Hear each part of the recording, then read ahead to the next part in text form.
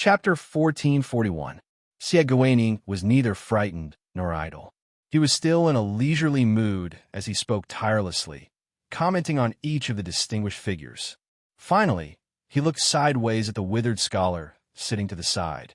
He raised his teacup and laughed. When you and I parted in Jiangnan, your hair was still white. You said you would lead hundreds of old soldiers out of Liaodong to take a look at the army of the Su barbarians. At that time, you Li Yishan were in high spirits. After all these years, you ended up like this, neither a human nor a ghost. Even in death, you were not at ease. What are you planning? Do you really believe that if Bailiang defended the country, it could exchange for the so-called eternal peace of Mount Huanglongshan?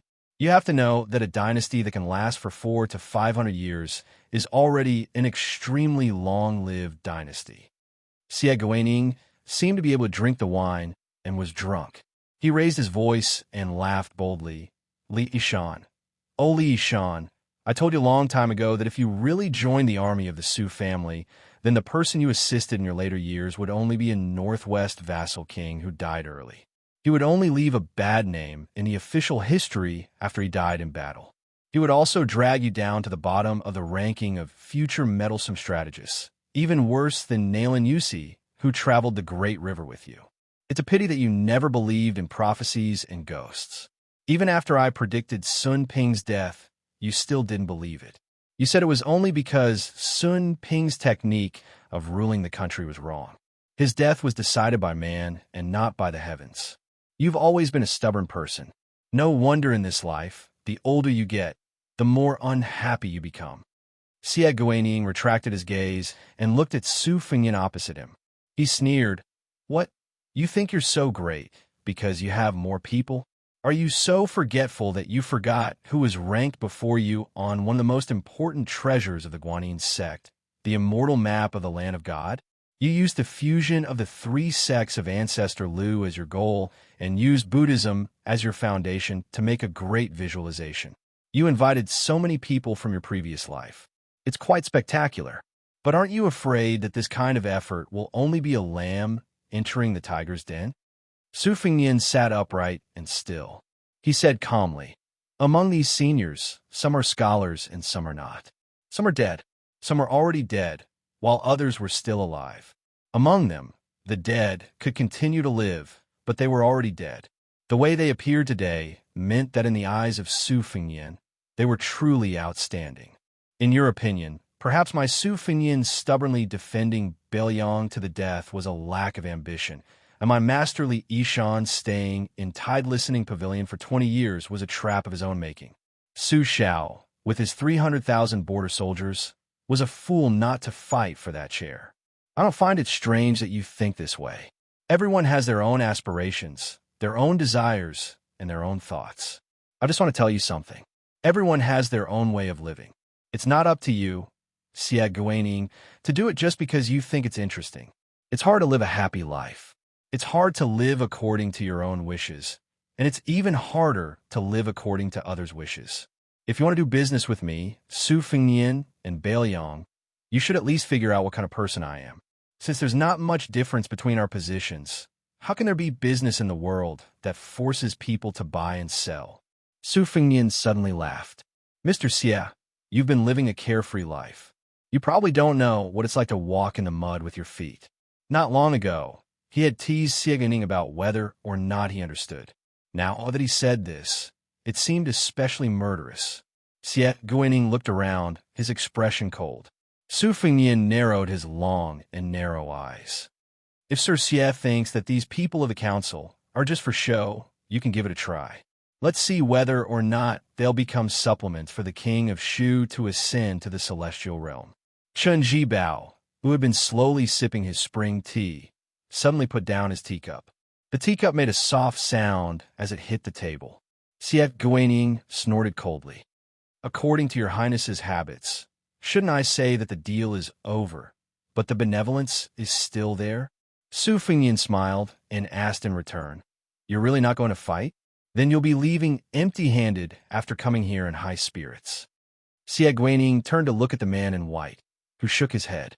Xie Guaning was slightly helpless, but he didn't show any weakness. water without a source. No matter how much there is, it can't withstand squandering. Let me give you a word of advice. Your Highness's stance should be used to deal with Tuoba Bodhisattva. The people around Su Fengyan gradually dissipated. He stood up with a smile and asked, "Then let's stop here?" Xie Guining sat still and said with a cold expression, "Forgive me for not seeing you out." From beginning to end, Chun Zhibao didn't say a word. Outside the door, Su Fengyan was about to pass by Xie Guining, who had an inquisitive look on her face. He stopped and smiled. "Aunt Xie, do you never want to come to Bailiang again?" "That's right. There's little water here, and there's a lot of wind and sand. It's bad for the skin. You weren't on the Rouge rankings in the first place. If another young woman stole the title of the #1 beauty in Shu, I'll feel guilty." Xie Guining sneered. "The great king of Bailiang is fussing with a woman like me. How magnanimous of you." Su Fengyan smiled warmly and said, "It's my fault. Finally, to tell you the truth, Aunt Xie's tea brewing skills are truly unique in the world. It's such a big technical job that I can't reward you." Xie Guining wasn't sure if this bastard was speaking from the bottom of his heart or if there was a knife hidden in his smile. However, deep in her heart, there was still a trace of self-satisfaction that she didn't want to admit. The five of them mounted their horses and left. Tantai Ping looked calmly at the pale Su Fengyan and glanced at Huyin Dagwan.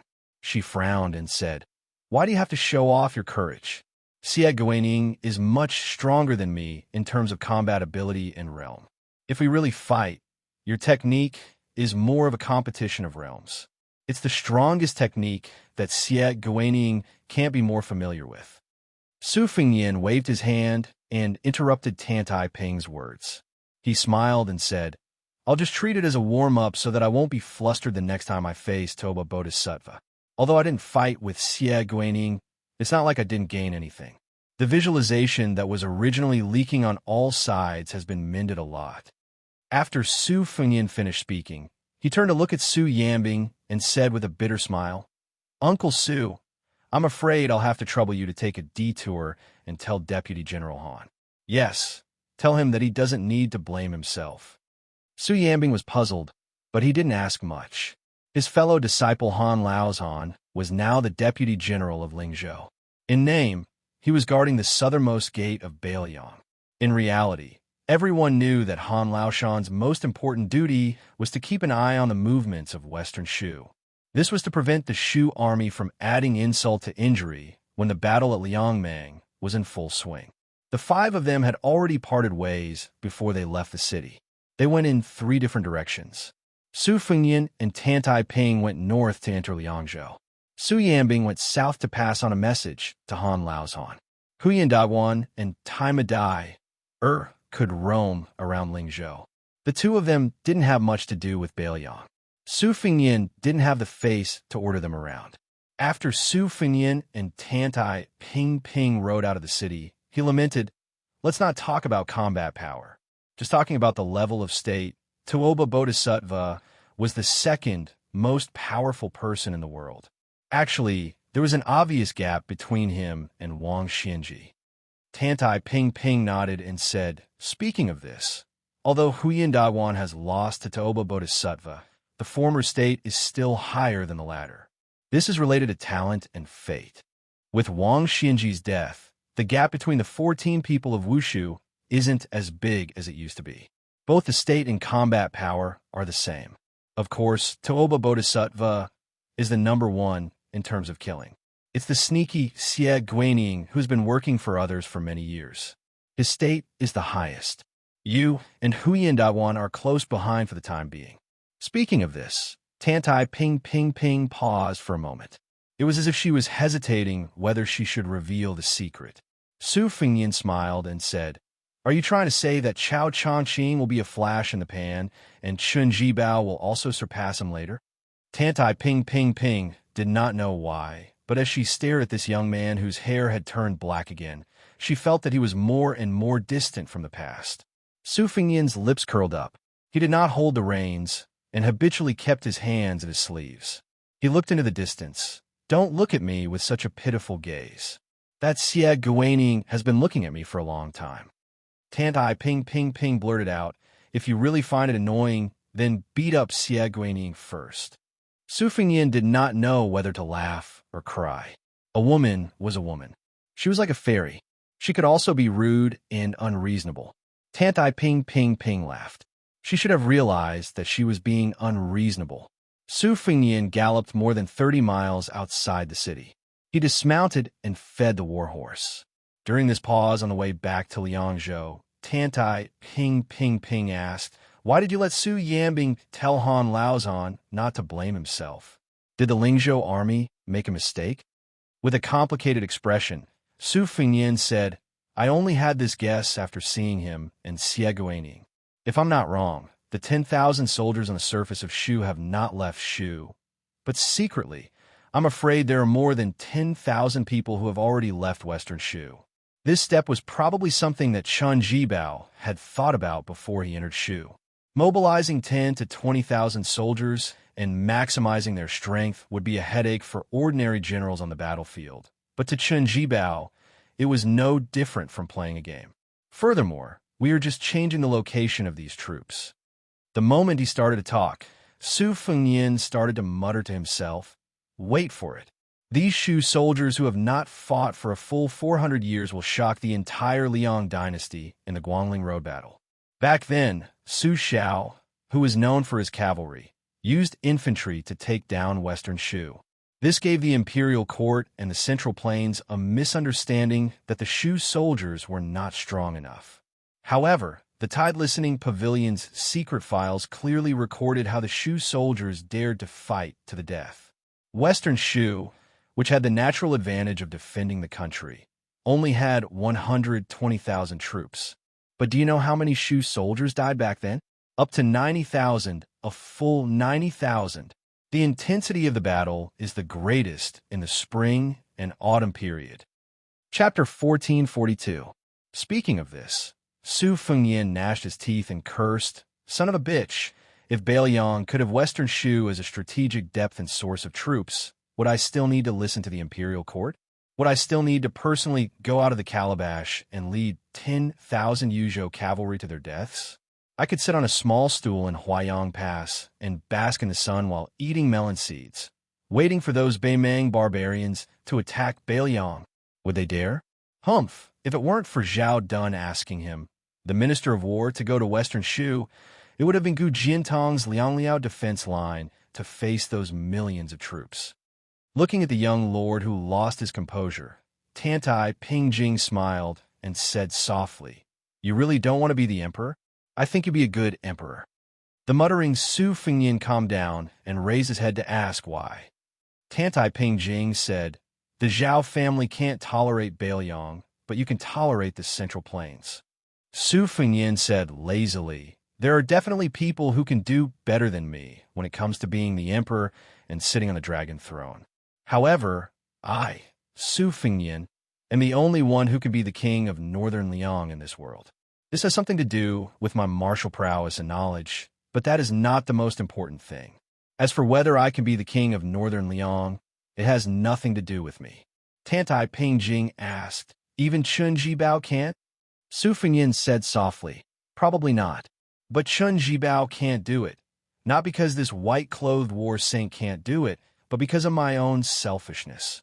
I don't care who sits on the dragon throne, but the position of the king of Bailiang must be mine." Tantai Pingjing said considerately, "It's natural to live for oneself. Every man for himself, and the devil takes the hindmost." Su Fengyan couldn't help laughing and said, "My master Tantai, I can tolerate such nonsense if others say it, but why are you also beginning to misinterpret the Buddhist classics? As one of the few Chi trainer gurus in the world, Tantai Pingjing is the one who catches the fish that escapes the net for the natural law. How can she not know the true meaning of this sentence of Buddhism that is taken out of context by the world?" She asked, "Did I really misinterpret it?" Su Fengyan sighed softly. "You think too highly of me." After the two of them mounted their horses, Su Fengyan suddenly smiled brightly. "You asked me if I want to be the emperor? Why don't you make a guess?" Tantai Pingjing was furious. So the two of them rode north in silence.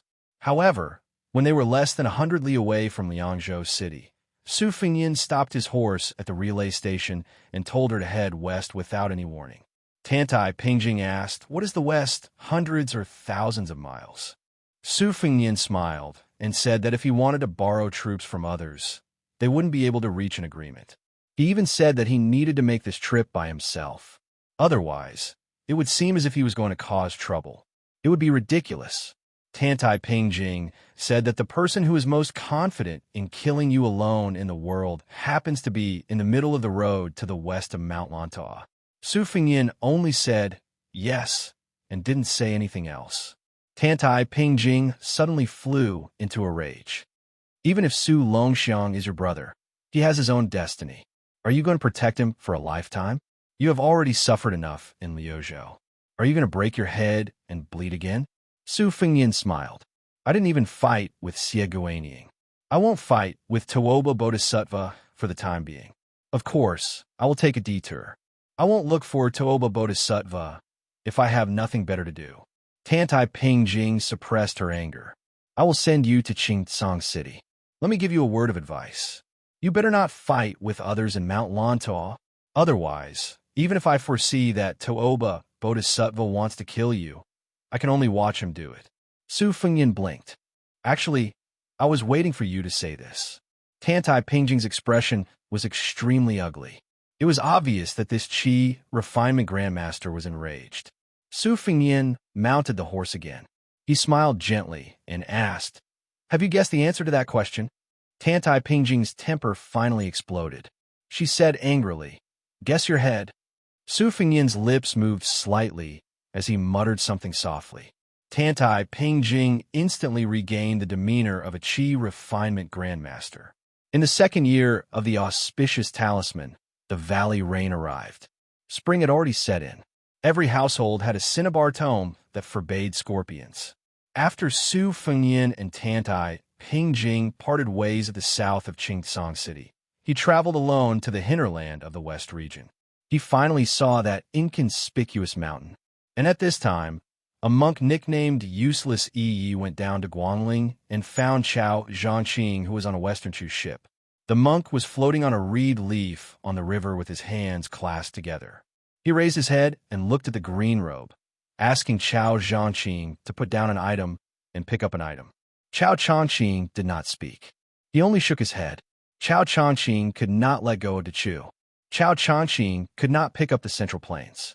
The monk from Mount Lantaw, whose real name was Lu Songtao, asked, "Even I can let go. Why can't you?" Chao Zhangqing smiled. "You have never picked up the things that I can't let go of. How can you let go of them?"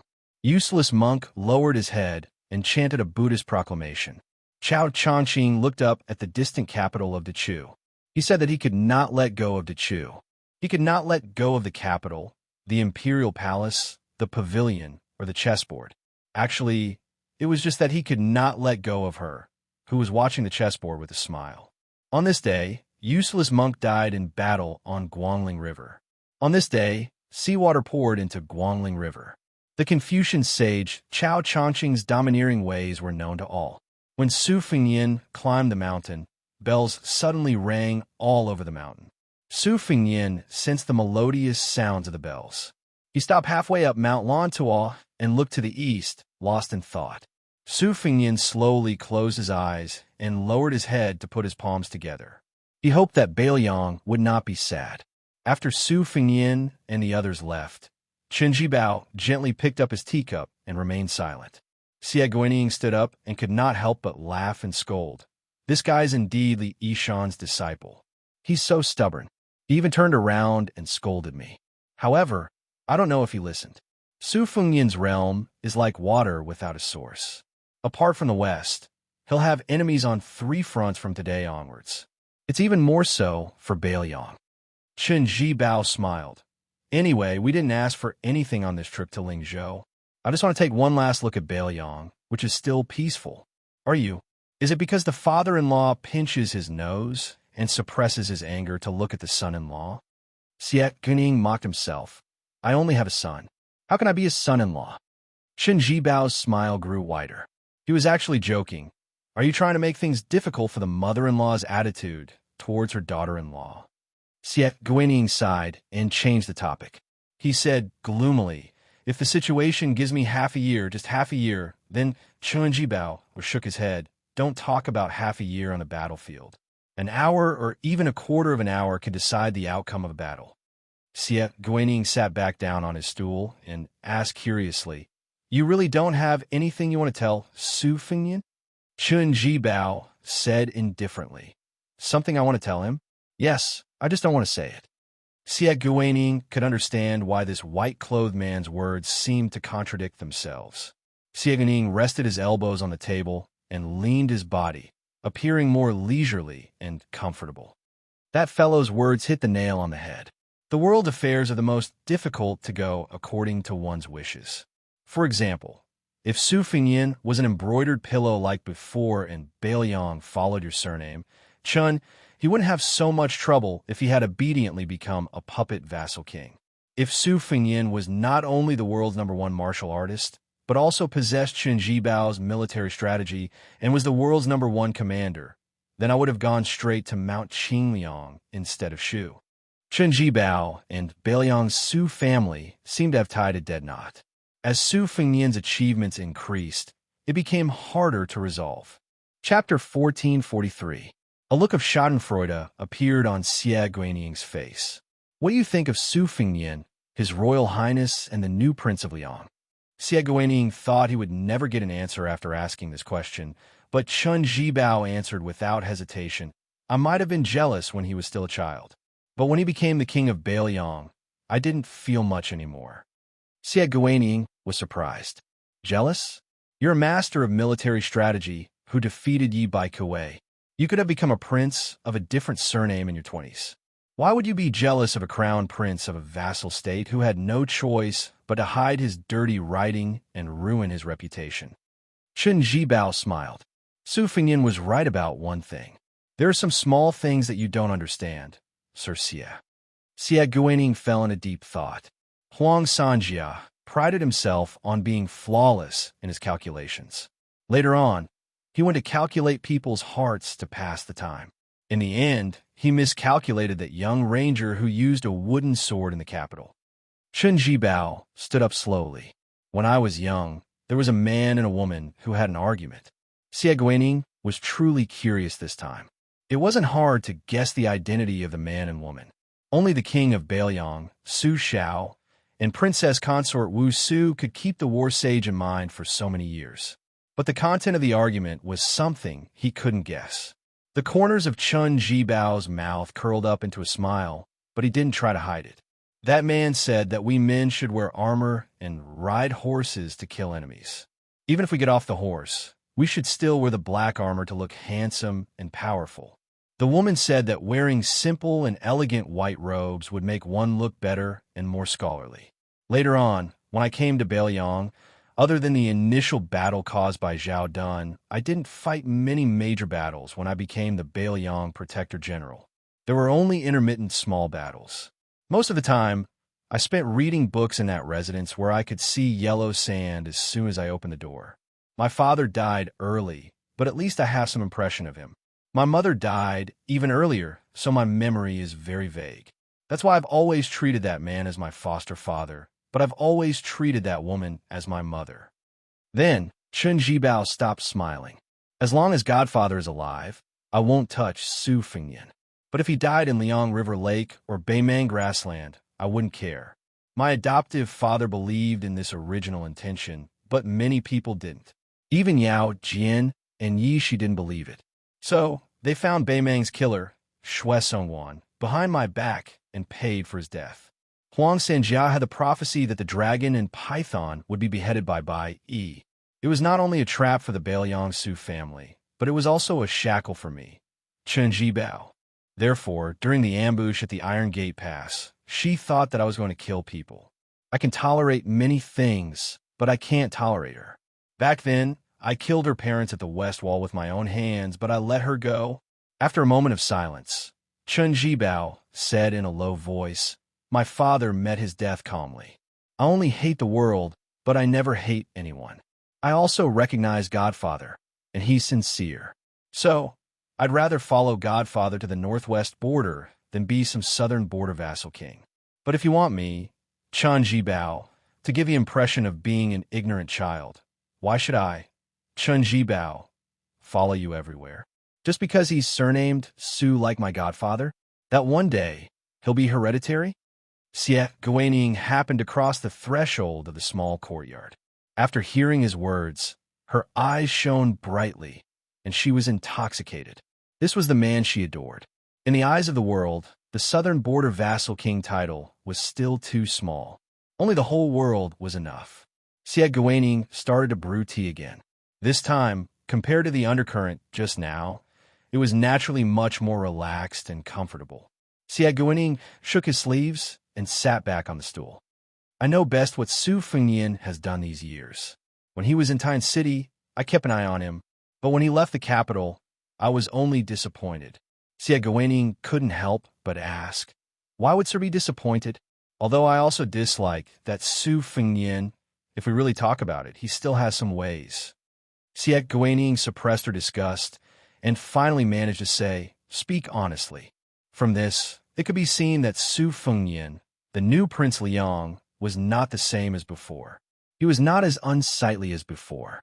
Chen Jibao smiled and said, Sir Xie is disdaining his lack of ambition. He doesn't even have the thought of sitting on the dragon throne.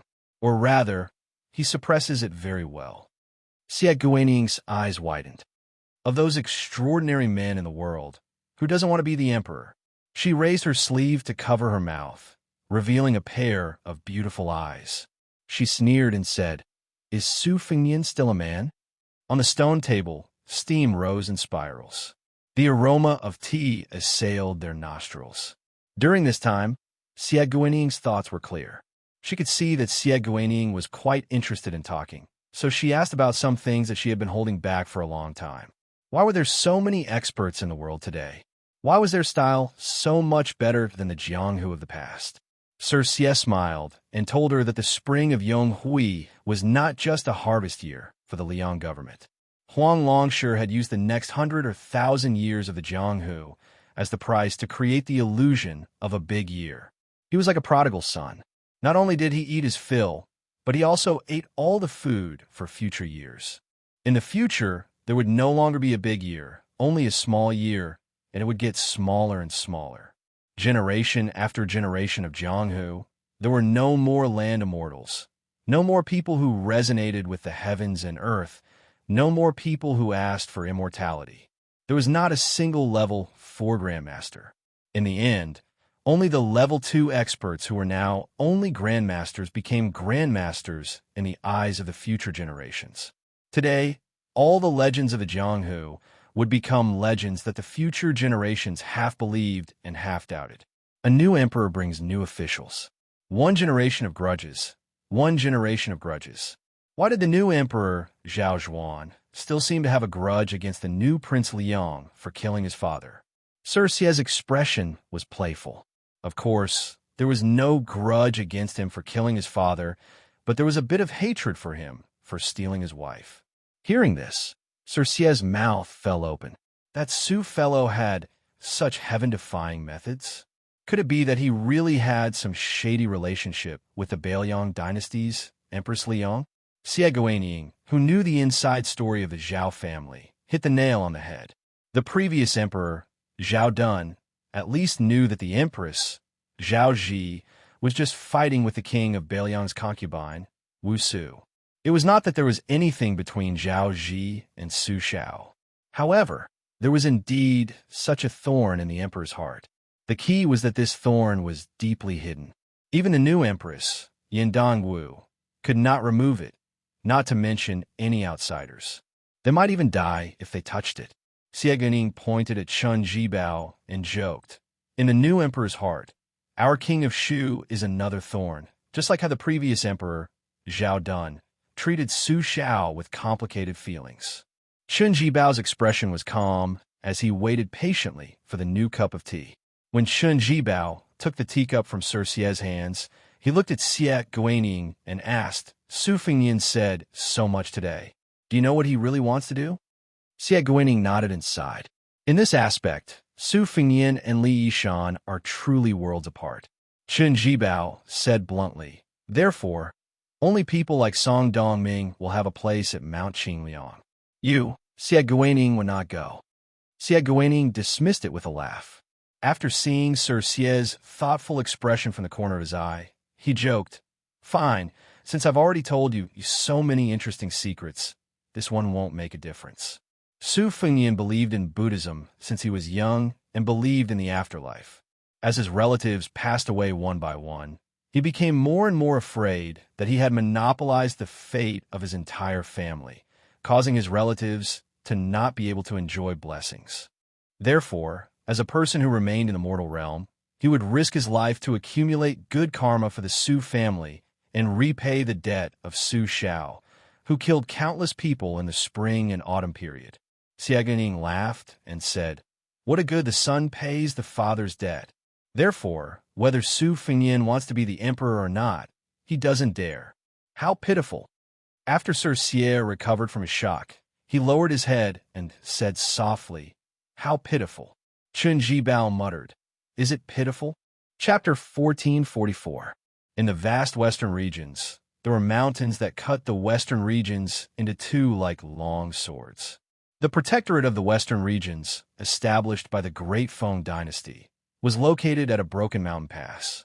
Its territory was even larger than the current Liang dynasty.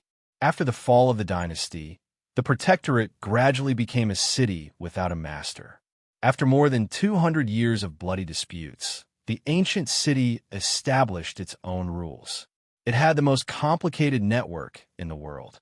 Perhaps an old man past his prime in a smoky noodle house was once a noble descendant of a certain country in the spring and autumn period. Perhaps an unreasonable butcher who bared his chest every day was a general of the Central Plains who commanded tens of thousands of elite soldiers. Perhaps a white-haired old woman who could bargain with a vendor for an hour when she finally got what she wanted and turn around to play with her hair would lead people to guess that when she was young, the old woman must have been a lady of a noble family who had been raised in a lush and beautiful place. In addition to these survivors who had been forgotten along with the spring and autumn period, there were more outlaws in the city. Everyone was doing all kinds of shady things. There were horse gang who came to the border all year round to get drunk in their leisure time. There were killers who killed people like Flax. There were people who were nominally merchants but were actually spies of a certain force. There were people who died almost every day in the throat of the western region, but they all followed the rules. If someone didn't follow the rules and died, someone would naturally intervene and end the matter in an orderly way. In a carriage that was temporarily hired to drive to the city, the coachman was a middle-aged man with a sallow face and thin body, but his eyes were sharp. He was talking about the city's rules, with spittle flying everywhere. Sitting beside him was a young man who was not commonly seen in the western regions. His elegant green robe was not uncommon in the city, but the appearance of a young man was rare. In the eyes of the native man, this guest was like a character in a storyteller he had heard of in his early years.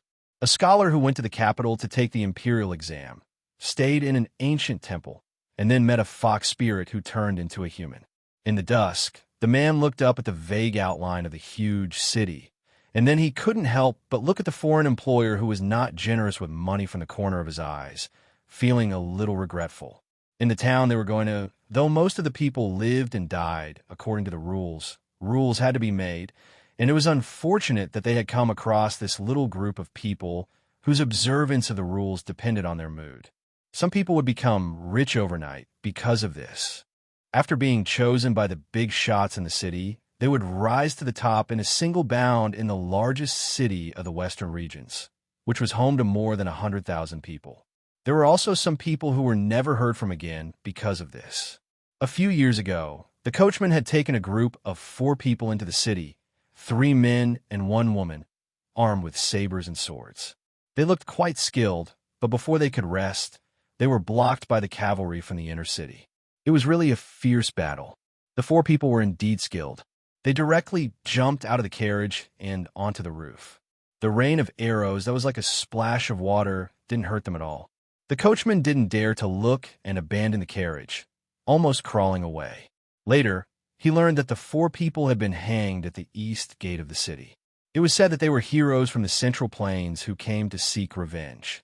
Unexpectedly, the family of the enemy had become an influential family in the inner city, and only 40 or 50 people were killed in the city. In fact, there were several such tragedies every year. In the final analysis, that city was open to everyone, but not everyone could leave. However, the coachman didn't dare to say this, for fear of scaring the young employer beside him. Of course, he was even more afraid that his commission would fly away like a cooked duck. Before the shabby carriage entered the city, the coachman kindly told the young man about the current situation in the city. For example, the city was divided into the inner and outer city. There were 4 local gangs and sects in the outer city, and they liked to go out of the city to play cavalry when they had nothing to do. At the peak of their strength, there were thousands of cavalry on both sides. It was said that the 4 forces together had more than 3,000 war horses and hundreds of crossbows. If you provoked them, you would be waiting to be torn apart by 5 horses. Anyway, those guys had done such things before. In the inner city, there were 3 guys with surnames that couldn't be provoked. They were extremely influential and had a strong family background.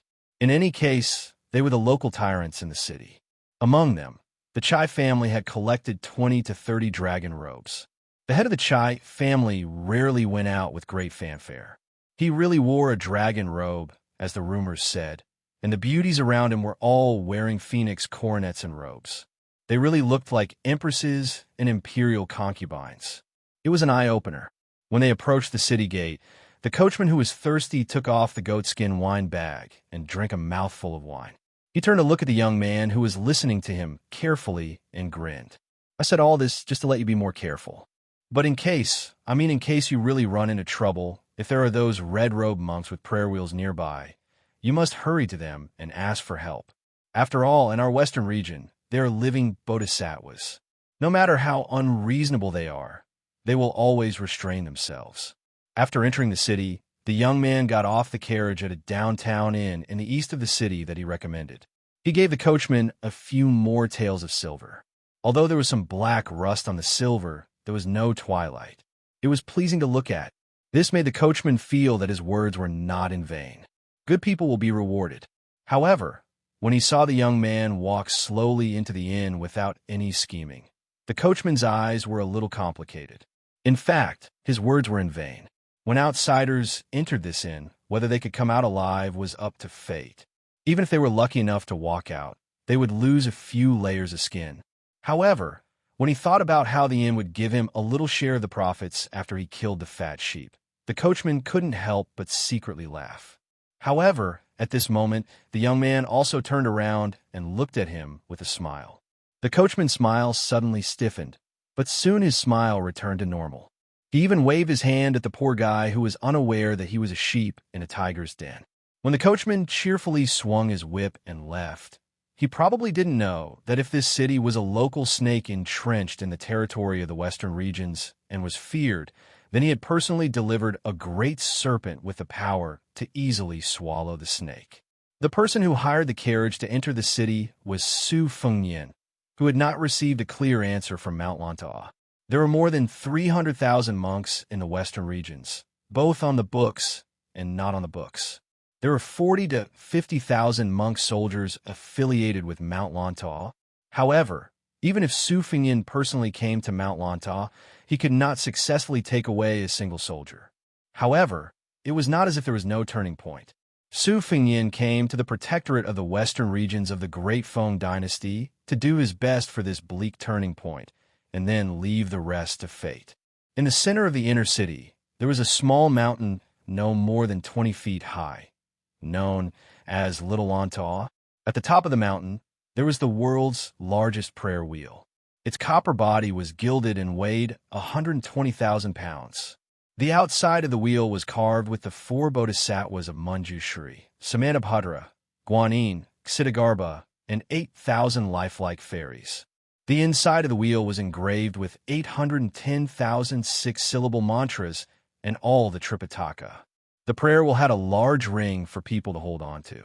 The reason why it was said to be empty was because no one had ever successfully moved the prayer wheel after it was created. Thus, each rotation was equivalent to 810,000 chants of Buddha. Until now, no one had been able to enjoy the great fortune of reciting Buddha's name. This anecdote had been circulating in the Central Plains for a long time, along with Buddhism's journey to the East. It was said that the difficulty of this method is difficult to turn was first in climbing Little Lanta, then in the strength of dragons and elephants equivalent to tens of thousands of pounds. The third difficulty was whether one had the fate with Buddha. There was once a monk of Mount Lanta who said that even Lu Zhu and Wang Xianxia would find it difficult to turn the prayer wheel. For Su Fengyan, even if Mount Lanta wanted him to turn the prayer wheel, it was not impossible for him to try. However, Su Fengyan did not dare to say that he would succeed. There were many eminent monks in Mount Lanta. There were 2 Buddhas like Lu Songtao in the mortal world, plus the Bodhisattva of 6 jewels and dozens of masters. Once they joined forces to defend against something or prevent someone from doing something, it would be as difficult as ascending to the sky. Su Fengyan believed that with the strength of the 14 Wu judges, it would not be difficult to move the prayer wheel. The real difficulty should be the Buddhist fate that seemed to exist but not exist. Mount Lanta gave a forward reminder to the young vassal king who personally visited the mountain, heavenly water-bathing Buddha. Su Fengyan checked in on the 2nd floor of the inn. He opened the window and looked worried. Guyu, March 2nd. However, the Buddha's birthday of 9 dragons spitting water, bathing in golden body, was not until April 8th. Logically speaking, it was impossible for Su Fengyan to waste an entire month in this isolated city thousands of li away from northern Liang. However, at the foot of the mountain, Su Fengyan met a stooped old woman who was holding a small prayer wheel in her hand. After chatting for a while, the old woman gave the ordinary prayer wheel to Su Fengyan. When Su Fengyan thought about it, the old woman's unintentional words reverberated in his heart like the roar of a large bell. At that time, she said that one could not rotate the prayer wheel too quickly. It was not that the more times one rotated it, the more merit one would accumulate. Instead, one had to be calm and steady. Su Fengyan knew that the old woman was just an ordinary person in the western region who worshipped Buddha. However, it was because of this that he truly felt that there was a God's will in the unseen world. Su Fengyan's mouth showed a trace of helplessness and bitterness. Did he really have to wait until April 8th? The war in Liangzhou's Huda city was in full swing. Liuzhou was also in the midst of storm. People were dying in Beiliang every day. As the king of Beiliang, even if he could not personally mobilize the troops in the protector of Beiliang, he felt that he needed to stand there and see the smoke and hear the war drums with his own eyes. Only then could he feel at ease. If he could turn the prayer wheel, it would be fine. After Ko Jianghuai entered Liuzhou, there would be 40 to 50,000 fearless and brave warrior monks. Then he could turn from seeking defeat to seeking victory. In this way, Huang Manor, who bore the brunt of the attack on the western front of Liangmang, would have more stability. This was Su Fengyan's selfishness when he acted under the nose of Tuoba Bodhisattva. This was also why Tantai Pingjing was so angry at that time. Chapter 1445. When Su Fengyan killed the real dragon of Beimang, his state dropped greatly. If he could, why would he be willing to take the risk and run out of the calabash? However, the Beiliang cavalry was different from other border troops. The whole world knew that these cavalry were surnamed Su, and so did the Beiliang frontier army. However, Su Fengyan had usurped the title of prince. How difficult would it be to convince the 300,000 armored soldiers? The army in Jianghu were 2 different worlds.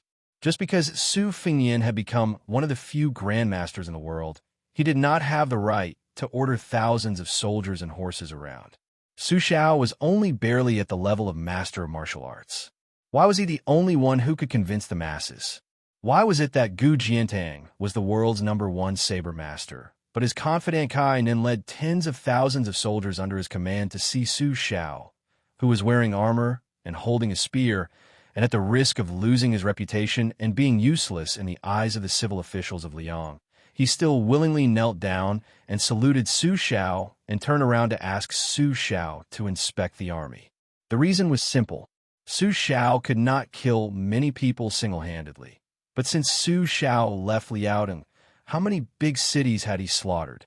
How many surrendered soldiers had he killed? Martial artists were not scholars. They did not have sentimental feelings like unjust spring and autumn, the sinking of the Central Plains.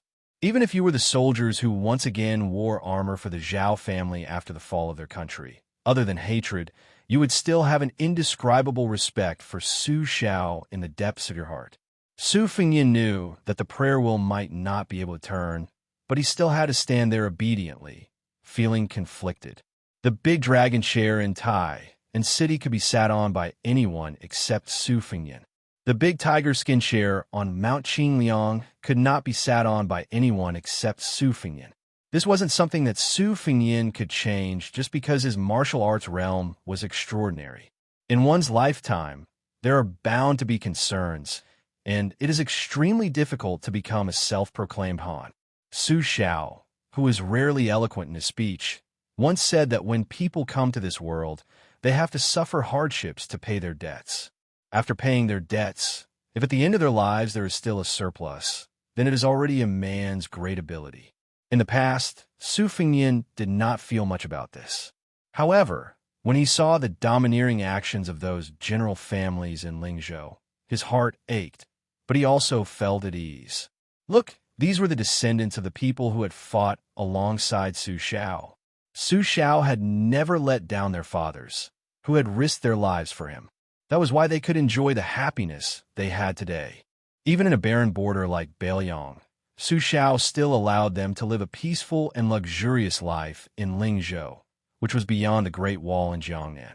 Su Fengyin's hatred for Zhong Hongwu, the true killing intent, was not because the Huaihua general looked down on him, the second generation, but because Zhong Hongwu, who left the border to abuse his power as a matter of course, had harmed the general families in Lingzhou to the point that they had forgotten Su Zhao's good intentions. Standing by the window and looking at the bustling street outside, Su Fengyin said self-mockingly, "Aren't the heroes free to go?" There was a series of knocks on the door. It was the waiter of the restaurant who came to ask if he wanted to order some food.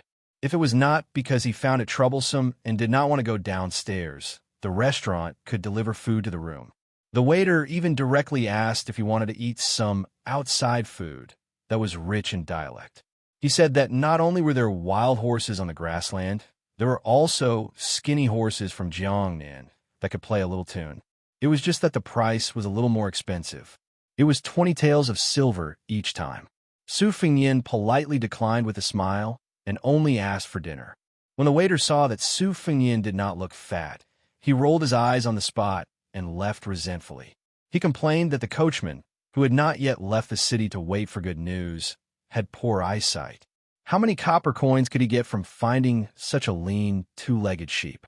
After that, Su Fengyin ate the food that was laced with knockout powder. The waiter who came to bring back the food box and chopsticks dawdled for a long time, but did not wait for Su Fengyin to hit his head on the table. He knew that he had encountered a difficult person. This was not a rare thing in this kind of unscrupulous restaurant that had been open for many years. Since soft methods did not work, then they would use hard methods. The restaurant had one or two treasures whose hands were stained with blood. If they really met a capable person who could not be persuaded by soft or hard methods, then they would admit defeat. Men who were able to take root in the western regions were particularly forthright in this kind of matter. They were able to put down their pride. If someone stepped on the ground, they would also be able to pick it up. Soon, a burly middle-aged man with a scar on his face pushed open the door and entered. 4 or 5 waiters who liked to join in the fun gathered at the corner of the corridor. They were either acting as the banker or placing bets on how long the handsome lad could last. One of them, who was a gambling addict, seemed to have lost many times. This time, he gambled big and used all his money to bet that the young lad would be safe and sound. The banker was the waiter who had delivered the food to the room earlier. He accepted the 3 or 4 taels of silver with a smile on his face and could not close his mouth. Unexpectedly, before the money had even warmed up, he had to give back 7 or 8 taels of silver. It was actually from a restaurant that was slightly famous in the outer city. Master Lu had just entered when he walked out. The restaurant waiter who was acting as the banker immediately tugged at his sleeve and asked bitterly, "Master Lu, could it be that you have taken a fancy to that handsome lad's appearance? So you went easy on him? This humble one will have to work hard for half a year for nothing." The burly man, who had the aura of a bandit for many years, but still had some of the arrogance of a soldier, flew into a rage when he heard the waiter's words. He kicked the bastard who had added fuel to the fire and sent him crashing into the corridor wall. Fortunately, he had used a bit of strength, but it was still enough to make the waiter feel better.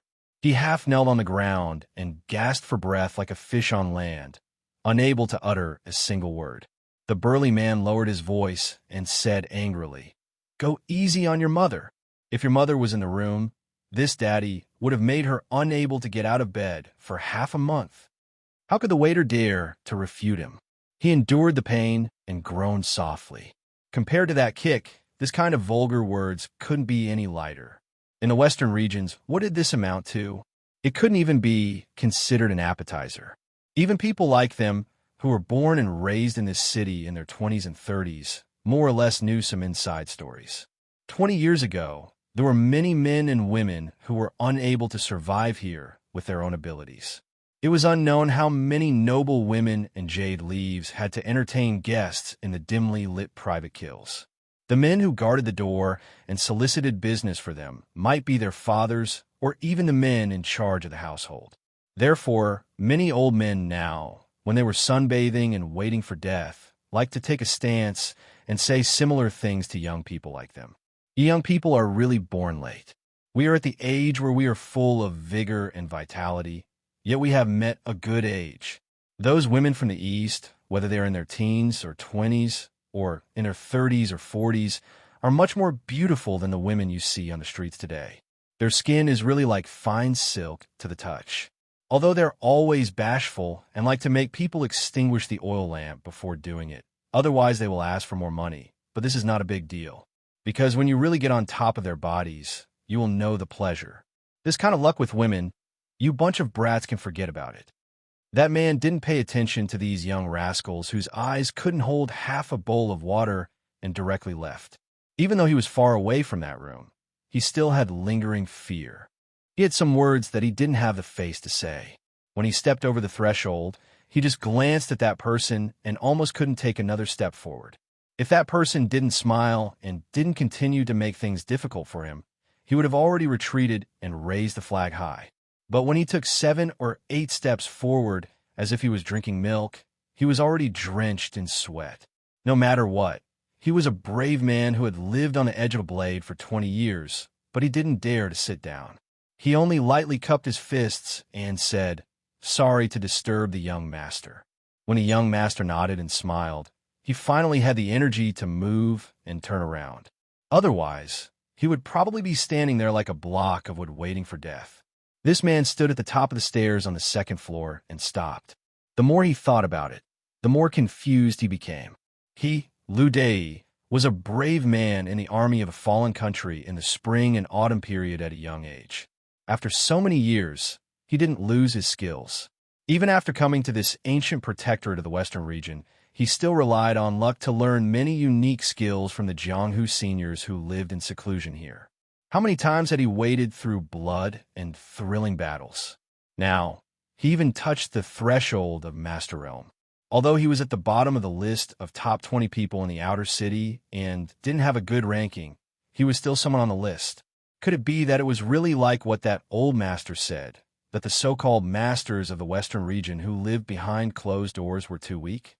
Compared to the orthodox Jianghu of the Central Plains, they were thousands of miles away. Lu Dei fled to the western region with his benefactor when he was 19 years old. In the past, he was also a soldier in the army and didn't have any thoughts about his homeland. As for the Jianghu of the Liang dynasty, he had never been involved. He always felt that this city was the capital of the western region. To be able to stand out and make a career here, even if they were not inferior to the masters of the Central Plains, they were not much worse. He firmly believed that among the top 10 masters in the inner city, even if not all of them were on par with the so-called world martial arts master, there should be at least 2 or 3 of them who were qualified to be on the list. However, today, Liu Dai only met the young man face to face, and he suddenly realized that he was a frog at the bottom of the well. Chapter 1446. That young man, who looked like a son of an aristocratic family, really had a kind of momentum. His master, who was always serious, would only tell him about this mysterious realm with narrowed eyes when he was in the mood to drink some wine. He also said that a fight between masters was similar to the 4 ways of looking, listening, questioning, and feeling the pulse of a master doctor. Watching the rise and fall of a master's momentum was only the first step, and listening to the master's words was the second step. The next step was to report each other's names and backgrounds to determine whether they were going to fight to the death. Finally, they would not fight unless it was absolutely necessary. At that time, it would most likely be a miserable ending of life and death. Liu Dai did not take it seriously at first.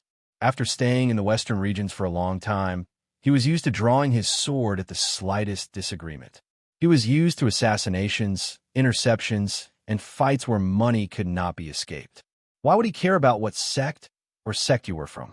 As long as someone's path to money was blocked, even if you were a king, you would have to suffer a blow. Men and women who made a living in the western regions, where no one cared about anything, did not care about life and death.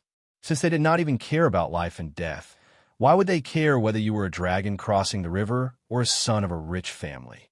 If Liu Dai did not cherish the hard-earned martial arts realm and finally had the hope of becoming a grandmaster, he would have recruited dozens of heroes to block the door after today's setback.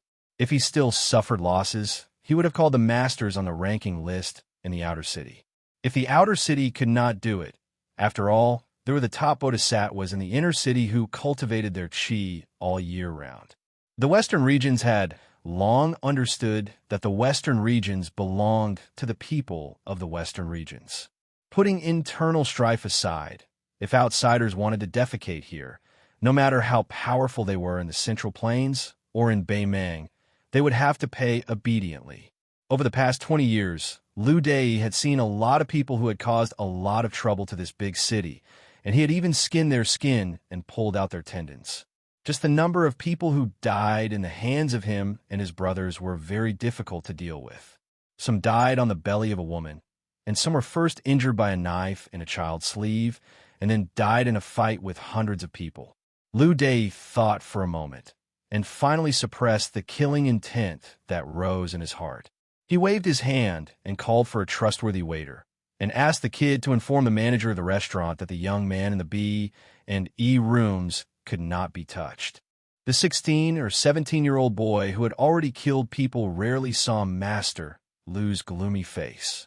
He did not dare to act rashly and hurriedly ran to pass on the military intelligence, not forgetting to glance back at Master Liu's stalwart back as he walked down the stairs. In the boy's heart, a man who seemed to be sitting among a pile of bones, drinking wine and enjoying beautiful women, was the most indomitable hero in the western regions. Other things aside, when Master Liu went to the high-class brothels to drink wine with prostitutes, the seductive women who usually did not even look them in the eye would always give a big discount when they received money from Master Liu. Even if they slept with Master Liu for free, they would not complain. It was said that they would often lie lazily on the bed and say, "Master Liu, come again." This was not a wild guess. Once, he was lucky enough to be taken by Master Liu to broaden his horizons. Although he sat outside the elder sister's room for an entire night and did not even dare to touch the small hand of the servant girl who was waiting outside the corridor with him. When Master Liu opened the door at dawn, he heard with his own ears that the elder sister used a tone that could make one's bones melt as she lazily said, "Master Liu, come again." Since then, the boy had been thinking about how to be half as capable as Master Liu in this lifetime before he was willing to close his eyes and die. With more than 100,000 people densely packed together, it would be a big city even in the Central Plains, let alone in the vast western regions that was even more desolate than Bailiang. You can't compare it to Grand Peace City, can you? After Su Fengyin finished his meal, night fell. He leaned on the windowsill and looked at the night view of the city filled with lights. There was no curfew in this city, and all the wealthy families in the western regions were gathered here. It had a natural quality of being free and unfettered. Naturally, Bailiang would not ignore such an important border area. Ever since his master, Li Yishan, was born, he was not satisfied with being restrained in the 3 provinces of Bailiang. According to the plan at that time, not only the thousands of ambushing soldiers in Mount Qingcheng, but also the western regions, including the refugees in Liuzhou and even western Shu and Nanzhou, should have become the strategic depth after the smoke of war rose everywhere. In this way, the Bailiang cavalry's unrivaled field battle strength could be fully displayed. Western Shu would provide the infantry, Nanzhou would provide the soldiers, and the western regions, together with the 3 provinces of Bailiang, would become the strategic depth for the Su family's iron cavalry to gallop. This was the best strategic concept. This was also Su Fengnian's master, Li Yishan, truly full of brilliance. Unfortunately, even though Su Fengnian had successfully intercepted and killed Prince Zhao Kai and that sick tiger at the Battle of Iron Gate Pass, the imperial court was still one step ahead. In the end, Su Fengnian was still unable to help his master fulfill his long-cherished wish. However, Su Fengnian could not be discouraged, nor could he break a broken jar. Therefore, he had Chao Wei's special army that secretly infiltrated the western regions. For this reason, he had paid the price of almost all the 10,000 Yuzhou cavalry being killed at the Battle of Calabash.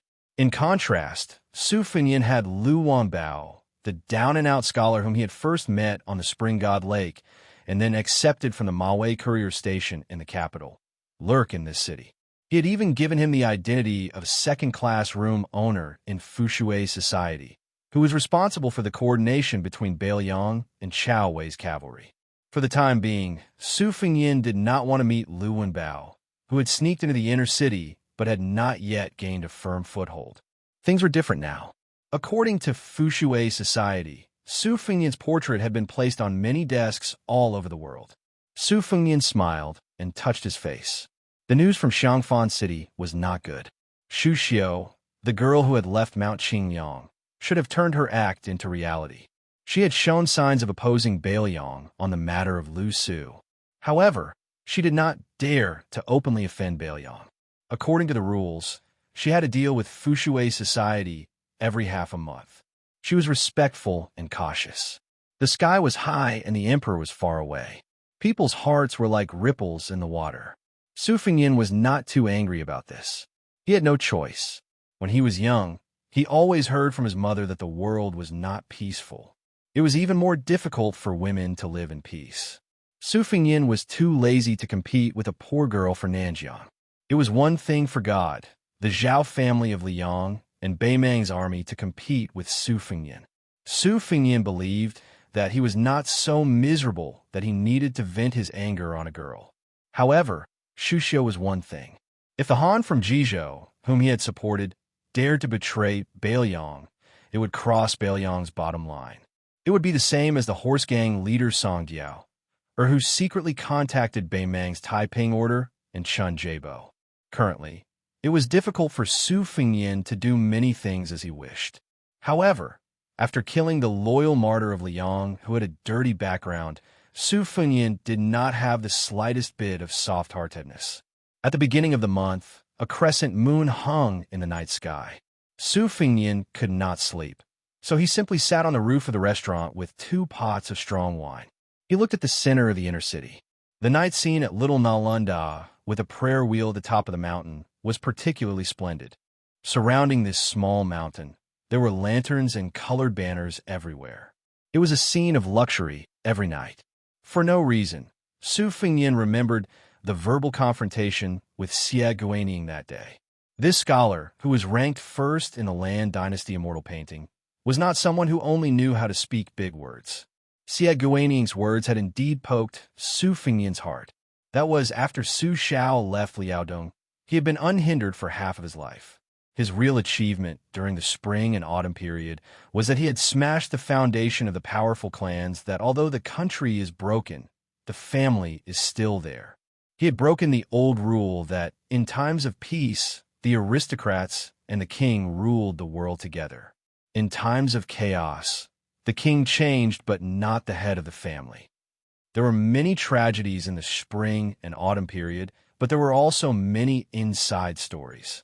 Su Xiao, who was a pawn of Liang, was able to defeat the great Dechu. How could there not be some unspeakable things involved?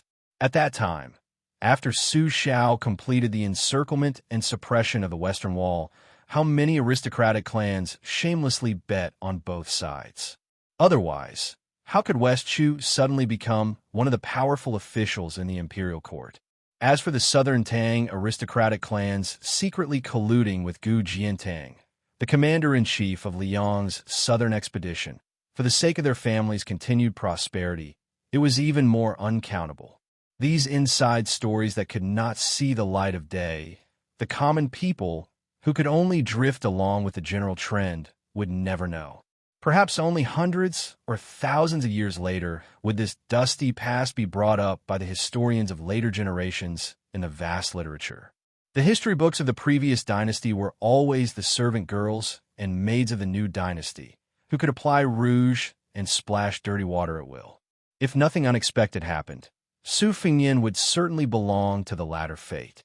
Su Fengnian did not care, nor did he care, whether the history books written in black and red in the history books thousands of years later would go down in infamy or go down in history. It was just like when he told the old stonecutter in the paradise of Lanyu not long ago that he would do his best. Su Fengnian was no longer the incarnation of Zhenwu Great Emperor, nor was he the reincarnation of the Great Qin Dynasty's emperor. He was just Su Zhao's son.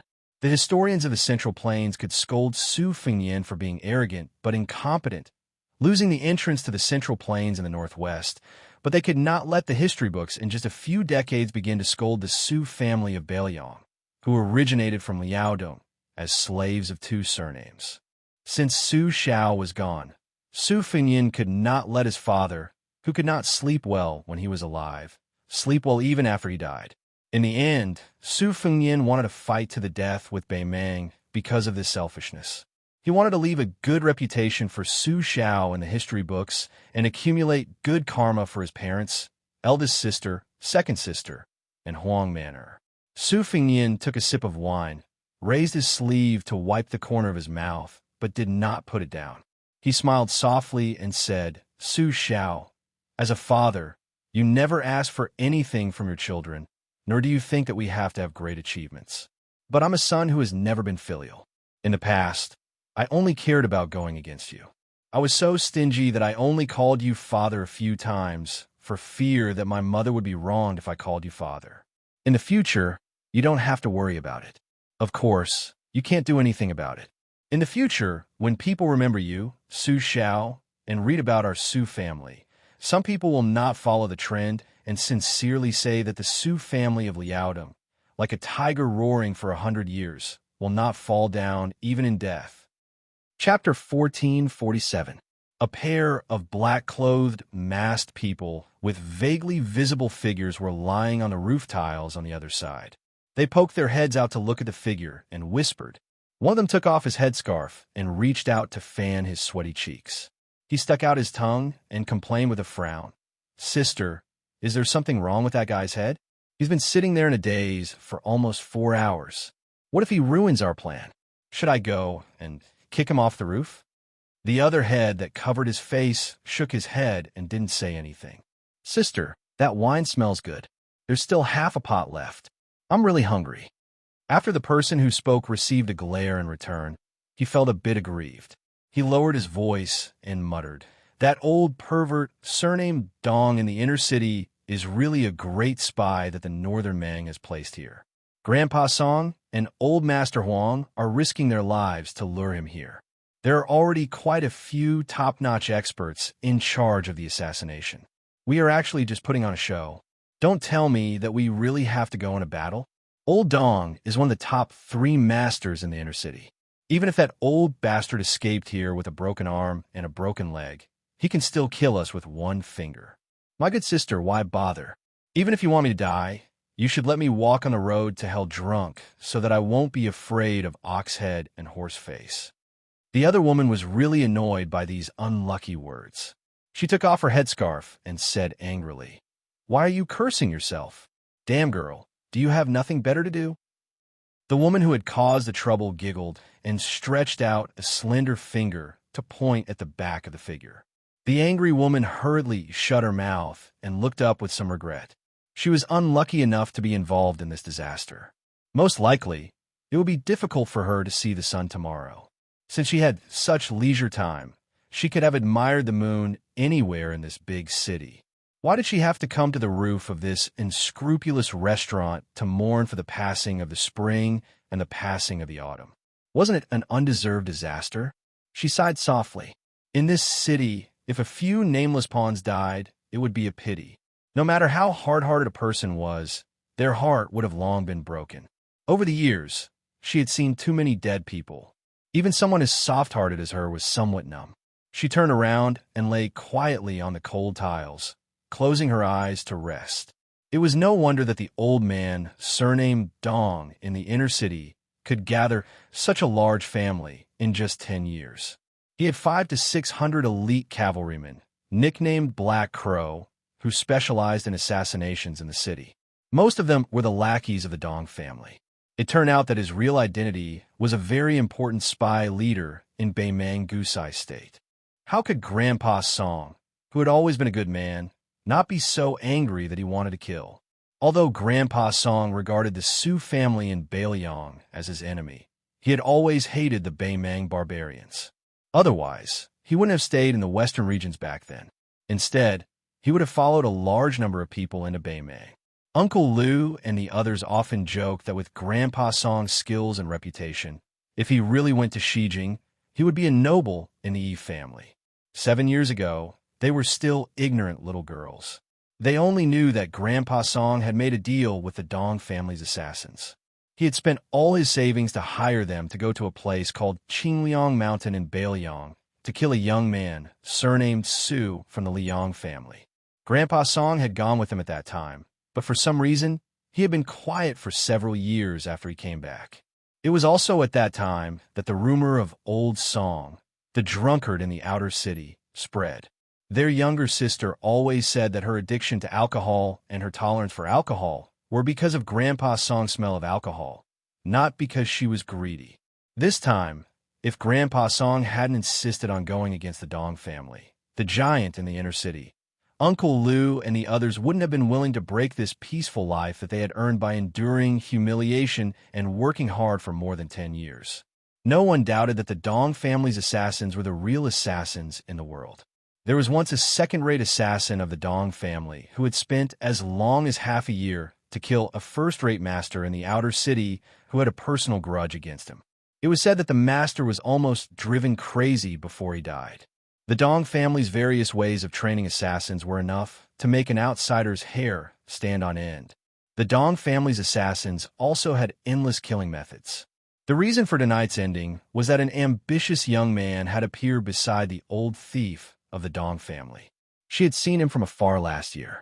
She couldn't see clearly if he had the horizontal double pupils that Uncle Liu had mentioned. But at first glance, the young man was indeed very elegant. Her twin sister often talked about him, although she gnashed her teeth like a little tigress who couldn't wait to eat his flesh every time. She and her sister had a telepathic connection. How could she not know the terrible signs that shouldn't have arisen?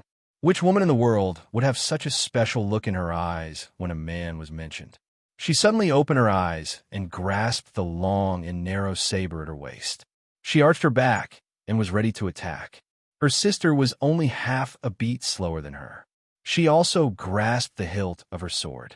When they were young, they looked like they were made from the same mold. When they grew up, it was difficult to distinguish them.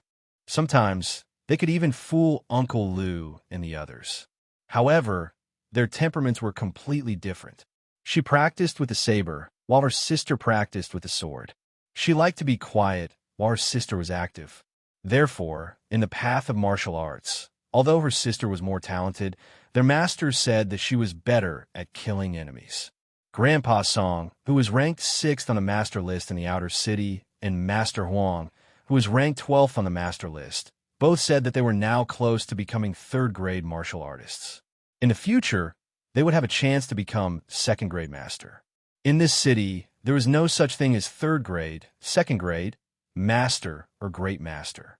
Ever since the sisters could remember, they had only regarded this city as a novel encouragement from the elders. She suddenly widened her eyes and almost shed tears. Then, a tall figure with sleeves as big as birds' wings moved like lightning. He swept across the roofs with an unstoppable momentum. He paused not far away and knocked down an elder that they were extremely familiar with from the roofs with one move. Then, he rushed over and his thunderous laughter rang in their ears. Drunkard Song, Cripple Huang, you dare to assassinate this old man? This old man is the ancestor of the 3,000 assassins on the ground of the western regions. Tonight, this old man will make an exception and not do his old job. He will kill his way here openly, so that you brats who don't know the immensity of heaven and earth will know what it means to strike a stone with an egg.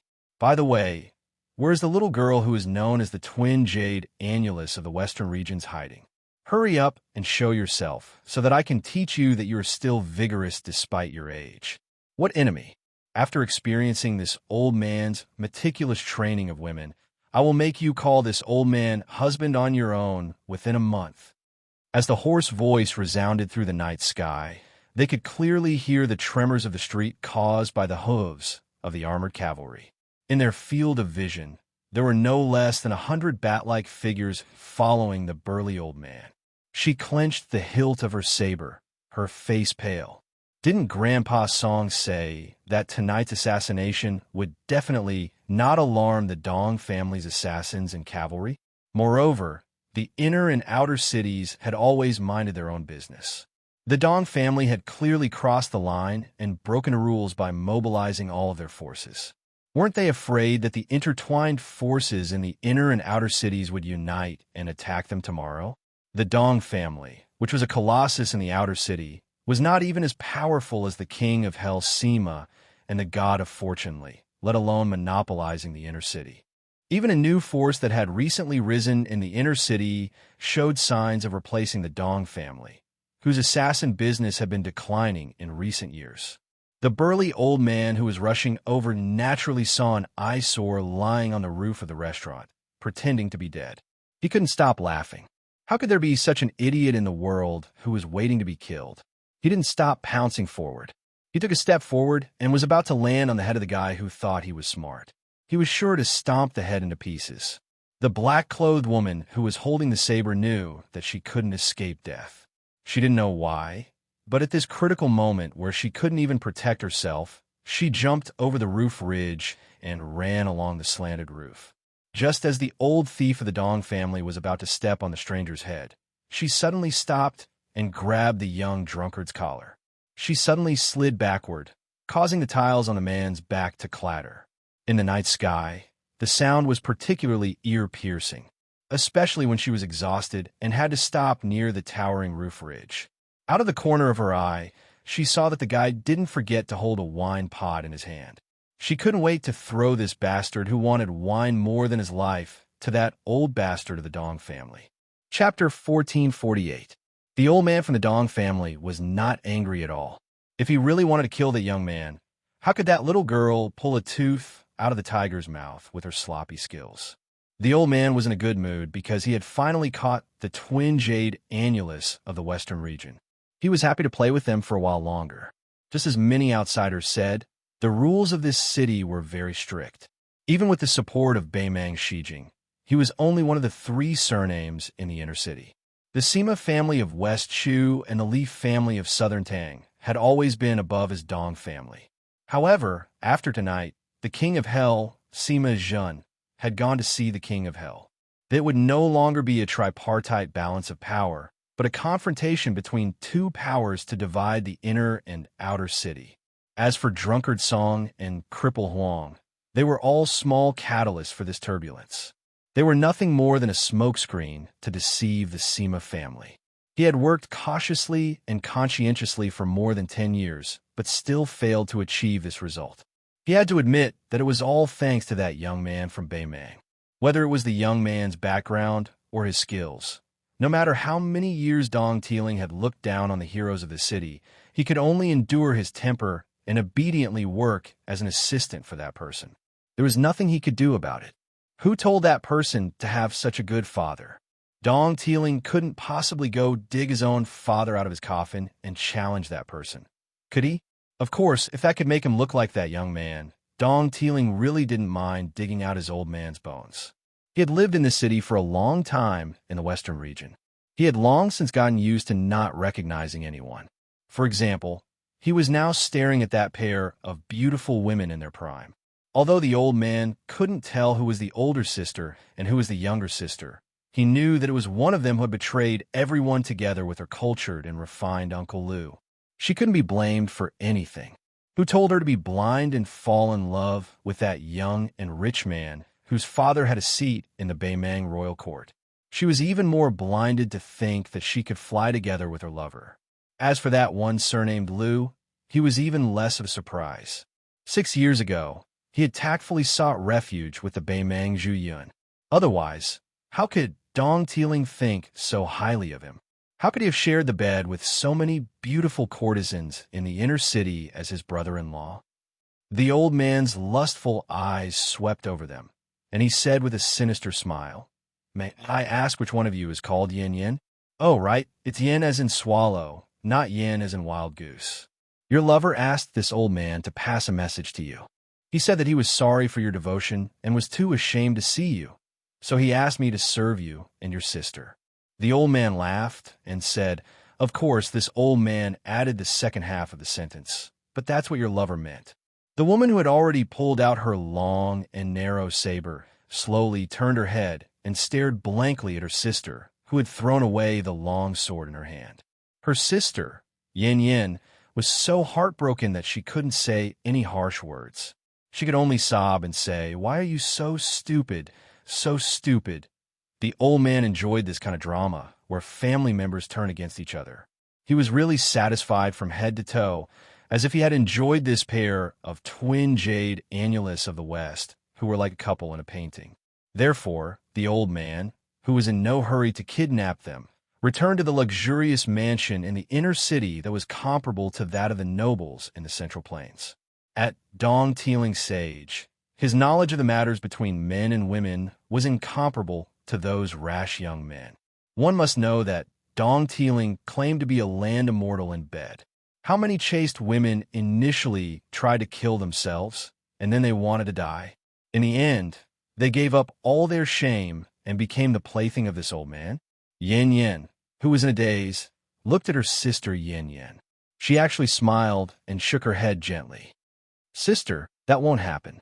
Wang Lang won't let me down.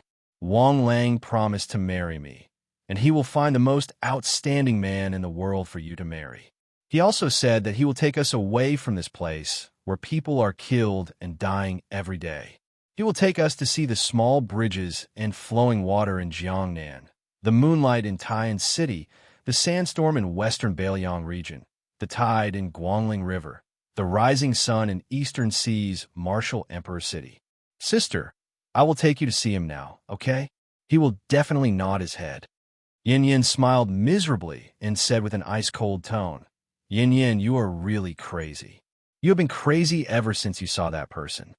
Yin Yin's expression was malevolent as she shouted, "I didn't." Dong Tiling looked at this scene and was really pleasing to the eyes.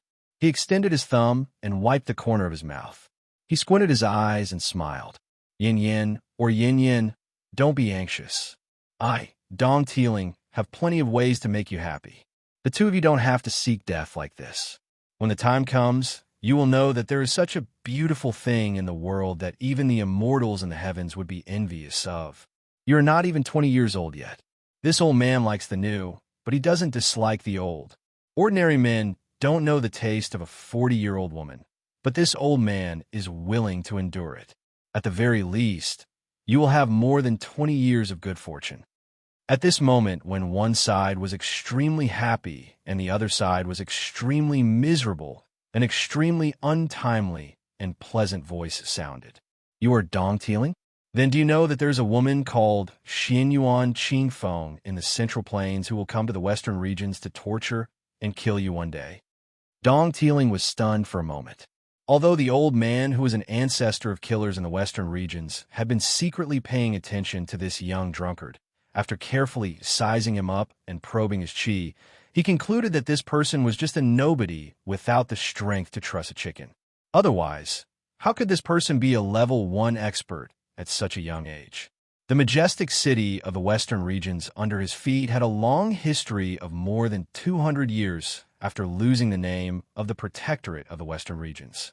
Not to mention the people who passed by and the monks of Mount Lanta, the number of martial arts great masters who lived here all year round could be counted with 2 hands. Now, they were even rarer. Only Li Kaishun, who was extremely rich in the inner city, was secretly hiding one.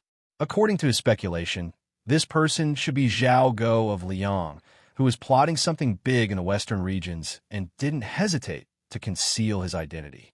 If it weren't for this person adding fuel to the fire, the Li family wouldn't have violated the rules and chosen to stand by and watch, allowing the young man from Beimeng to help the Dong family deal with the Sima family. Dong Tiling was not a remnant of the Central Plains who closed their doors and pretended to be deaf and mute because of their own reasons, nor was he an ignorant person who had never left the Western regions in his life. Dong Tiling had naturally heard of the woman in purple who was in the limelight on Lake Liang. As for why the young man in front of him brought up the real expert, Dong Tiling took it as a childish trick to use the tiger's skin as a banner to scare him, the devil of the Western regions who killed people like scything flax.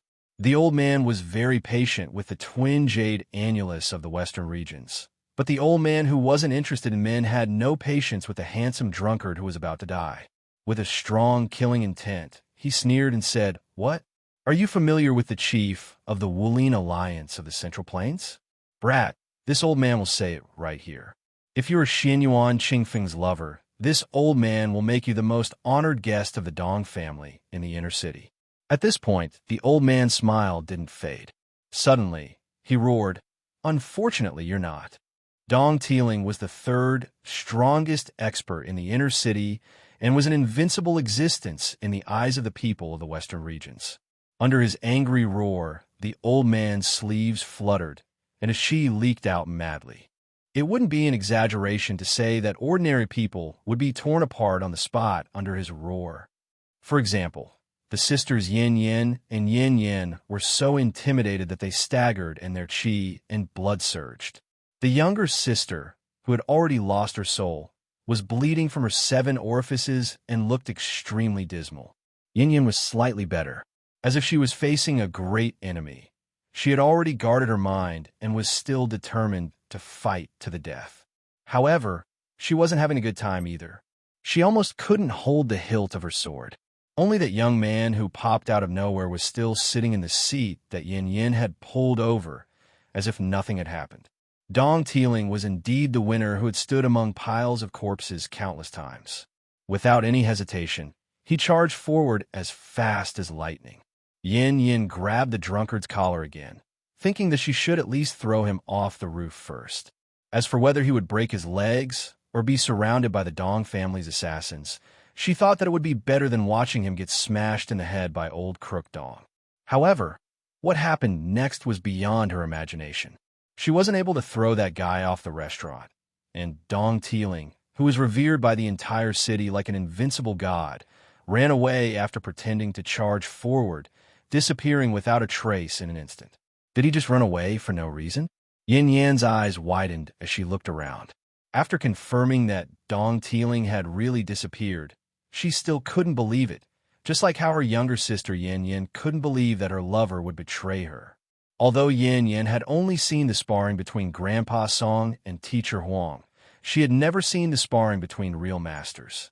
Even if they didn't fight for 800 rounds, they wouldn't be like old Thief Dong, who would just bluff and run away, right? Su Fengyin, who had been watching with folded arms, stood up with a wine pot in his hand. He looked at his dazed sister and asked, "That lover of yours who made you pledge your life to him, other than his surname being Wang, do you know what his name is?" Yin laughed as if she had lost her mind. Who do you think you are to know Wang Lang's name? Su Fengyin didn't seem to make any movements, but this beautiful young woman spun in the air and then fell solidly on the street outside the restaurant. She probably fainted completely and didn't make any more movements. Chapter 1449. Su Fengyin turned his head to look at Yin Yin, who was holding the hilt of her saber and pointing it at him. His eyes were complicated and filled with emotion. For a moment, he was speechless. He thought of Murong Wuzhu and Murong Tongwang, who were in a miserable situation. He also thought of the filthy Xishan crown prince, Su Su, and this old man's son, Zhao Dingxiao. Su Fengyin sighed and looked at a roof about half a li away from him. Dong Tiling, who could be considered an ambitious and ruthless person in the western regions, knew the severity of the matter, but he was unwilling to let it go.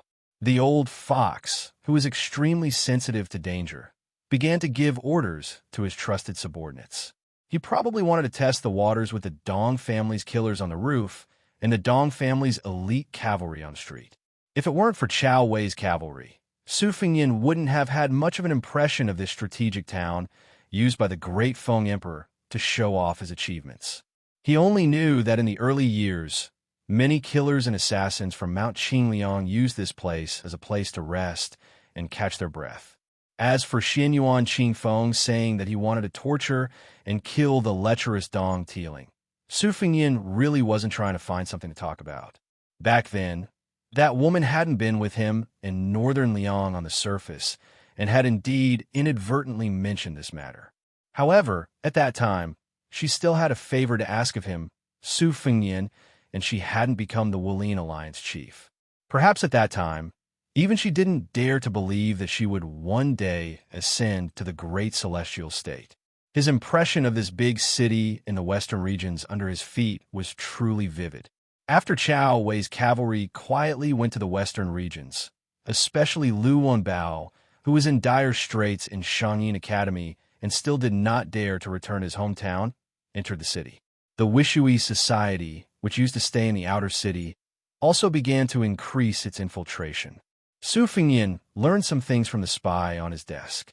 For example, there were a few orphans of the later Sui royal family hidden here. However, compared to Su Su, the only child of Xishan Crown Prince, the three siblings' bloodline was much inferior. Even if the remnants of later Sui wanted to start a rebellion, he probably would not have the face to talk about the three children. Although the western regions was big and Chao Wei's cavalry was not eye-catching, Su Fengyin and the Wishui Society still did not dare to let their guard down. In order to attract the attention of the western regions, Su Fengyin remotely controlled the western regions to do a series of good shows. First, he let the female Bodhisattva, who was dressed in white, return to Mount Lantau with great fanfare. Then, he let Lu Wenbao stir up trouble in this city. He even spread the word in the western regions that Wang Xinji's disciple was going to be the king here and build another Wushuang city in the desert. One of the Dong family's assassins swept past the nearby eaves and slashed down without any hesitation. Su Fengyin did not have any intention of shocking everyone here, and he did not want to expose his strength like this. After all, he was going to stay in the city for a long time. Therefore, he started a fight with the assassin. Both sides fought very well. After all, it was not easy for him to kill the assassin with one punch. After all, the other assassins of the Dong family were not second-level master like Dong Tiling. When they saw the hope of killing someone, although their intuition told them that it was not that simple, they still rushed forward. Su Fengyin did not reject any of them and killed them one by one. During this period of time, the Dong family's cavalry on the street did not differentiate between friend and foe and shot at the two people on the roof. However, they were all narrowly dodged by a hair's breadth. This scene made Dong Tiling so angry that he almost spat out a few mouthfuls of blood. He had seen many people pretending to be top experts. But where did this cunning bastard who was afraid that others would not know that he was an ordinary expert come from? After losing more than 40 lives, the old man finally felt the pain. He did not want to add more feet to a snake and ruin the great plan that the young man with the surname Wang had personally set up in the western region. He clenched his teeth and gave an order. The Dong family's men, who were invincible in the battle tonight, immediately retreated. The moment he turned around and rushed towards the inner city with his back facing the roof, he suddenly felt a chill down his spine. The old man seemed to be able to clearly feel the young drunkard's gaze. Dong Tiling was very sure that even if this person was not a first-level expert of the younger generation in Liang, his cultivation level was definitely not far off. Just when Dong Tiling thought that he was out of danger, someone beside him walked side by side and said to him in the most authentic Gusai Zhou accent, "Pass a message to the master behind you. If you still want to play, Tai Mudier have learned a few new sword techniques in Bailiang." Dong Tiling did not dare to slow down his pace. Fortunately, he did not see that person's figure in the next moment. Yin only felt a blur in front of her eyes. After blinking her eyes, the young man from the outer city, who she thought was a drunkard, was still standing in front of her without moving an inch. Then she saw that person use his hand to wipe his face. In an instant, his face changed into a slightly stiff and old-fashioned one, like a ghost wearing human skin to travel in the world of the living at night. However, as his finger gently brushed across his face, he quickly looked like a living person. Yin was so scared that she took a few steps back. Su Fingyin had learned a little from Xu Xiu's process of making a face. Compared to Xu Xiu's two realms of rooting and enigmatic, it was much worse.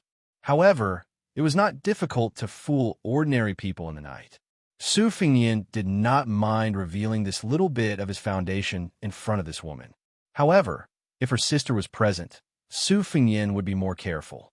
He smiled at her as if she had seen a ghost and said softly, "You're just going to let your sister lie on the street like a corpse? I guess you two don't have a safe place to go for the time being. So, you might as well take her back to the roof before the Dong family. Send someone to identify me. Since you've risked your life to save me twice, I'll make sure you and your sister are safe before daybreak. As for what you'll do after daybreak, it's up to you whether you want to stay in the city and wait for death, or run for your lives outside the city." The woman carefully looked at Su Fingyin's shadow. It seemed that he was really not a wandering ghost. Only then did she feel relieved. She gently jumped down from the roof and carried her sister back. She sat cross-legged and gently hugged her sister. Slowly, she could not help but bite her lips and sob. Her eyes were originally watery, but at this moment, they were even more misty. She not only felt resentment and pain from being betrayed by her close relatives, but also pity and misery for her relatives. Suddenly, she noticed that the strange person was sitting not far away from her, gently sipping his wine. Then, on the street directly facing this restaurant, under the clear moonlight, she saw 7 or 8 extremely valiant squires appear in the distance. They were guarding a young man in brocade clothes and a marten coat like stars surrounding the moon. Yin was furious. She wanted to jump down and kill the devil who caused her sister to fall into the abyss. Compared to the drunkard who changed his face, the person on the street was more like a malicious ghost in human skin. Su Fingyin said softly, "Lend me your sword." Without waiting for Yin to answer, her sister's sword flew out of its sheath and into the man's hand. He placed the sword across his knees. The man on the street stopped his horse 200 steps away. He raised his head and asked loudly, "Taimu, may I ask what happened to that, Mr. Le Fou?" Su Fingyin did not say anything. He gently grasped the sword hilt. The wind blew across the border town, and the whimpering of the horns sounded. The man snorted coldly, turned his horse around, and left.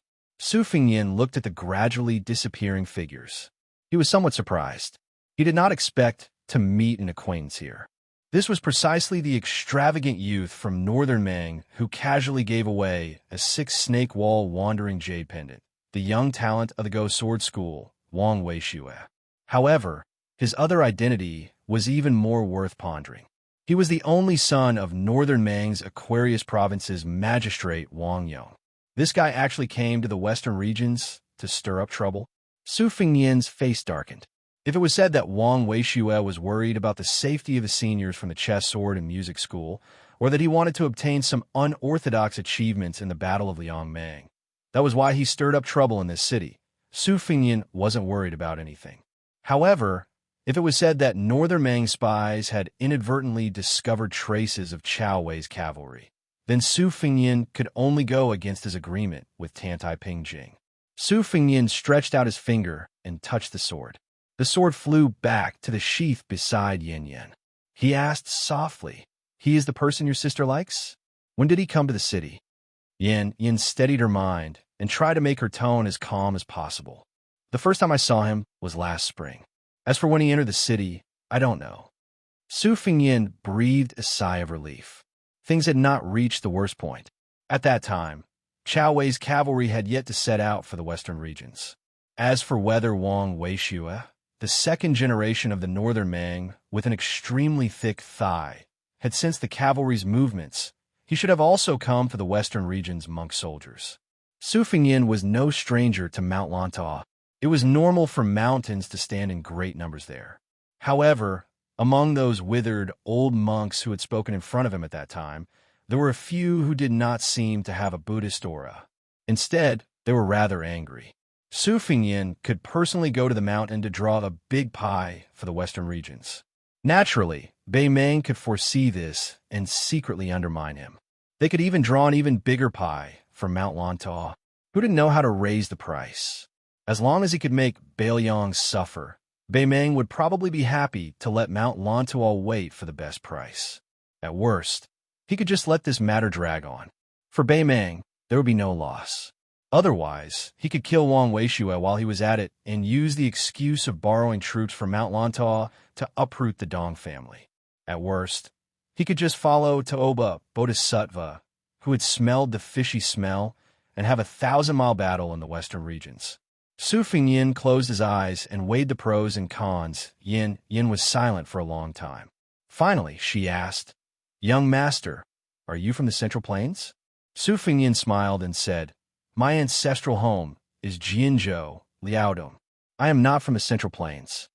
Chapter 1450. Yin was not the kind of woman who was smooth and slick when it came to socializing with people. For a moment, she did not know how to continue the conversation. However, when she thought of the bleak future that would await her and her younger sister after daybreak, she found it difficult to breathe. She only wanted to distract herself and casually talk to the person who had mysteriously appeared here and acted unpredictably. Only by doing so could she not collapse. Su Fingyin looked into the distance and sighed with emotion. He said softly with a bit of self-mockery, "I used to know a woman who left home to wander the Jianghu. Just like you, she also had a chivalrous heart. I once went with her to Bei Meng and watched her suffer a lot. I even told her some boring truths about fortune and misfortune. She was also stubborn. In the end, I helped her a little, but now I can't be sure if it was a good thing or a bad thing for her." Su Fingyin turned his head and smiled. "Don't worry, I've changed my mind. As long as I'm in the city, you'll be safe. As for the reason, there really is one, and that is this Jianghu.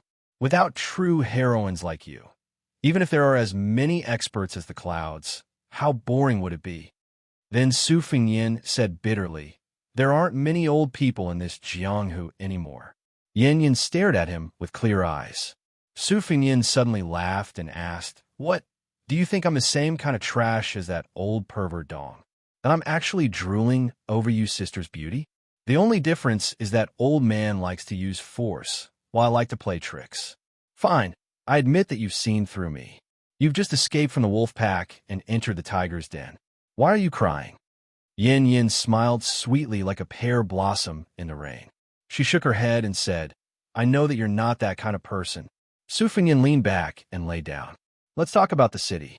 You can choose the interesting things to talk about, such as that little rotten to mountain." Her voice became lighter, and the sorrow on her face faded a little. It was not the kind of joy that came from seeing the light at the end of the tunnel, but the kind of complete acceptance of fate. She knew that the person beside her, whose surname she did not even know, did not have any dirty thoughts. However, she also knew that he was just a passerby in the city, or rather, the place where they grew up. However, she still went along with his words. "Young master, you may have heard that there's a prayer wheel on the mountain that no one has ever been able to turn, but you may not know that there's actually an old monk at the foot of the mountain who is nicknamed Zen Master Chicken Soup. He is very interesting. He is not from the western regions, but a foreign monk who recites the Zen Dharma of the Central Plains. If someone goes to the cottage to ask about Zen, the old monk will definitely invite them to eat a pot of fragrant chicken soup. He will not drink it himself, but watch others drink it. Su Fingyin said softly, "In the Central Plains, there's a branch of Zen Buddhism that indeed has this practice of begging the world with alms bowls. They call themselves beggars and only ask for the word truth. A bowl of rice from 1,000 families, traveling 10,000 miles alone. And in the end, this old monk came to the western regions and cooked chicken soup for people to drink. However, I'm very curious. Who killed the chicken used to cook the soup?" She was stunned for a moment and said helplessly, "How would I know? I have never thought about this question." Su Fingyin joked, "Miss, you don't seem to have any Buddhist nature. Even if you really meet the monk chicken soup, you will inevitably be called a fool. Perhaps you won't even be able to drink the chicken soup." She was speechless. Su Fingyin smiled and tried to remedy the situation.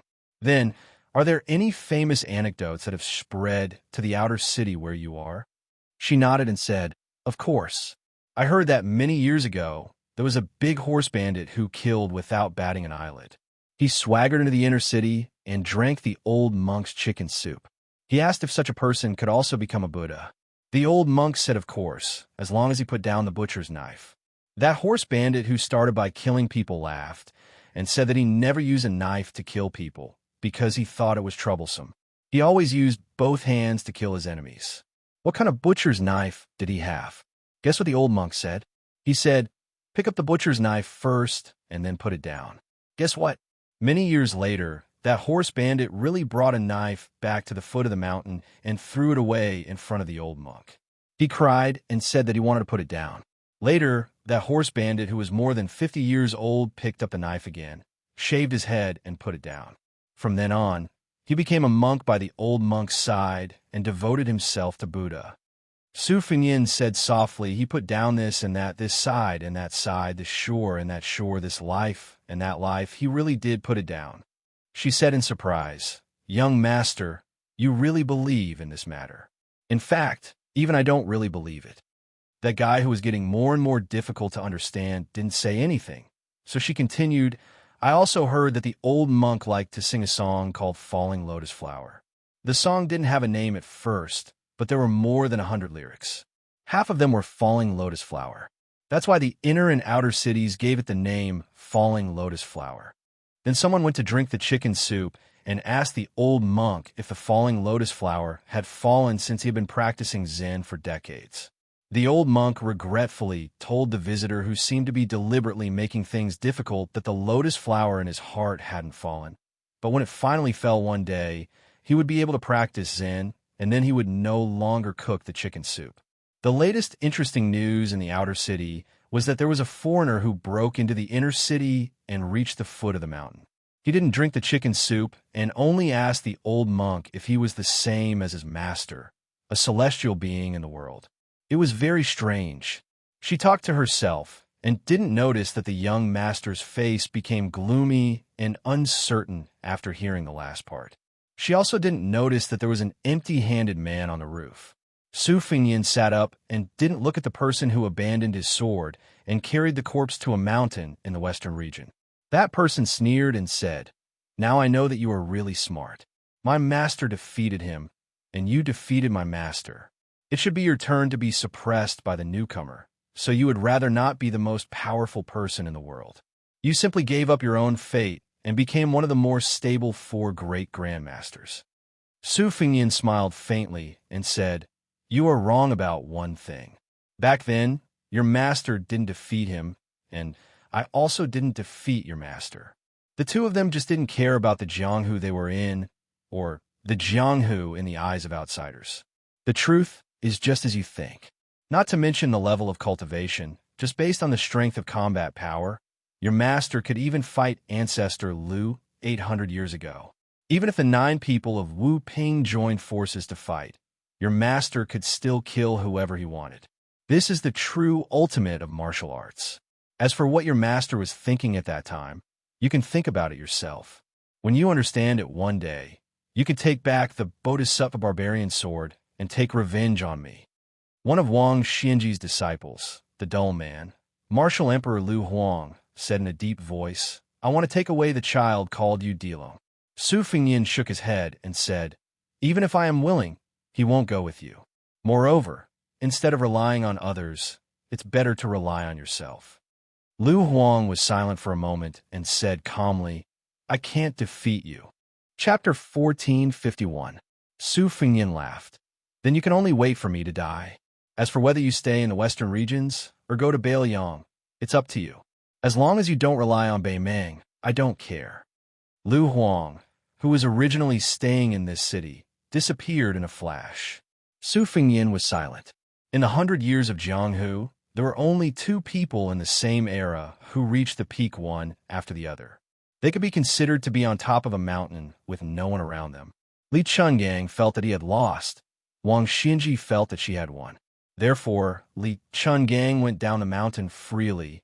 Wang Xinji went up to the sky proudly.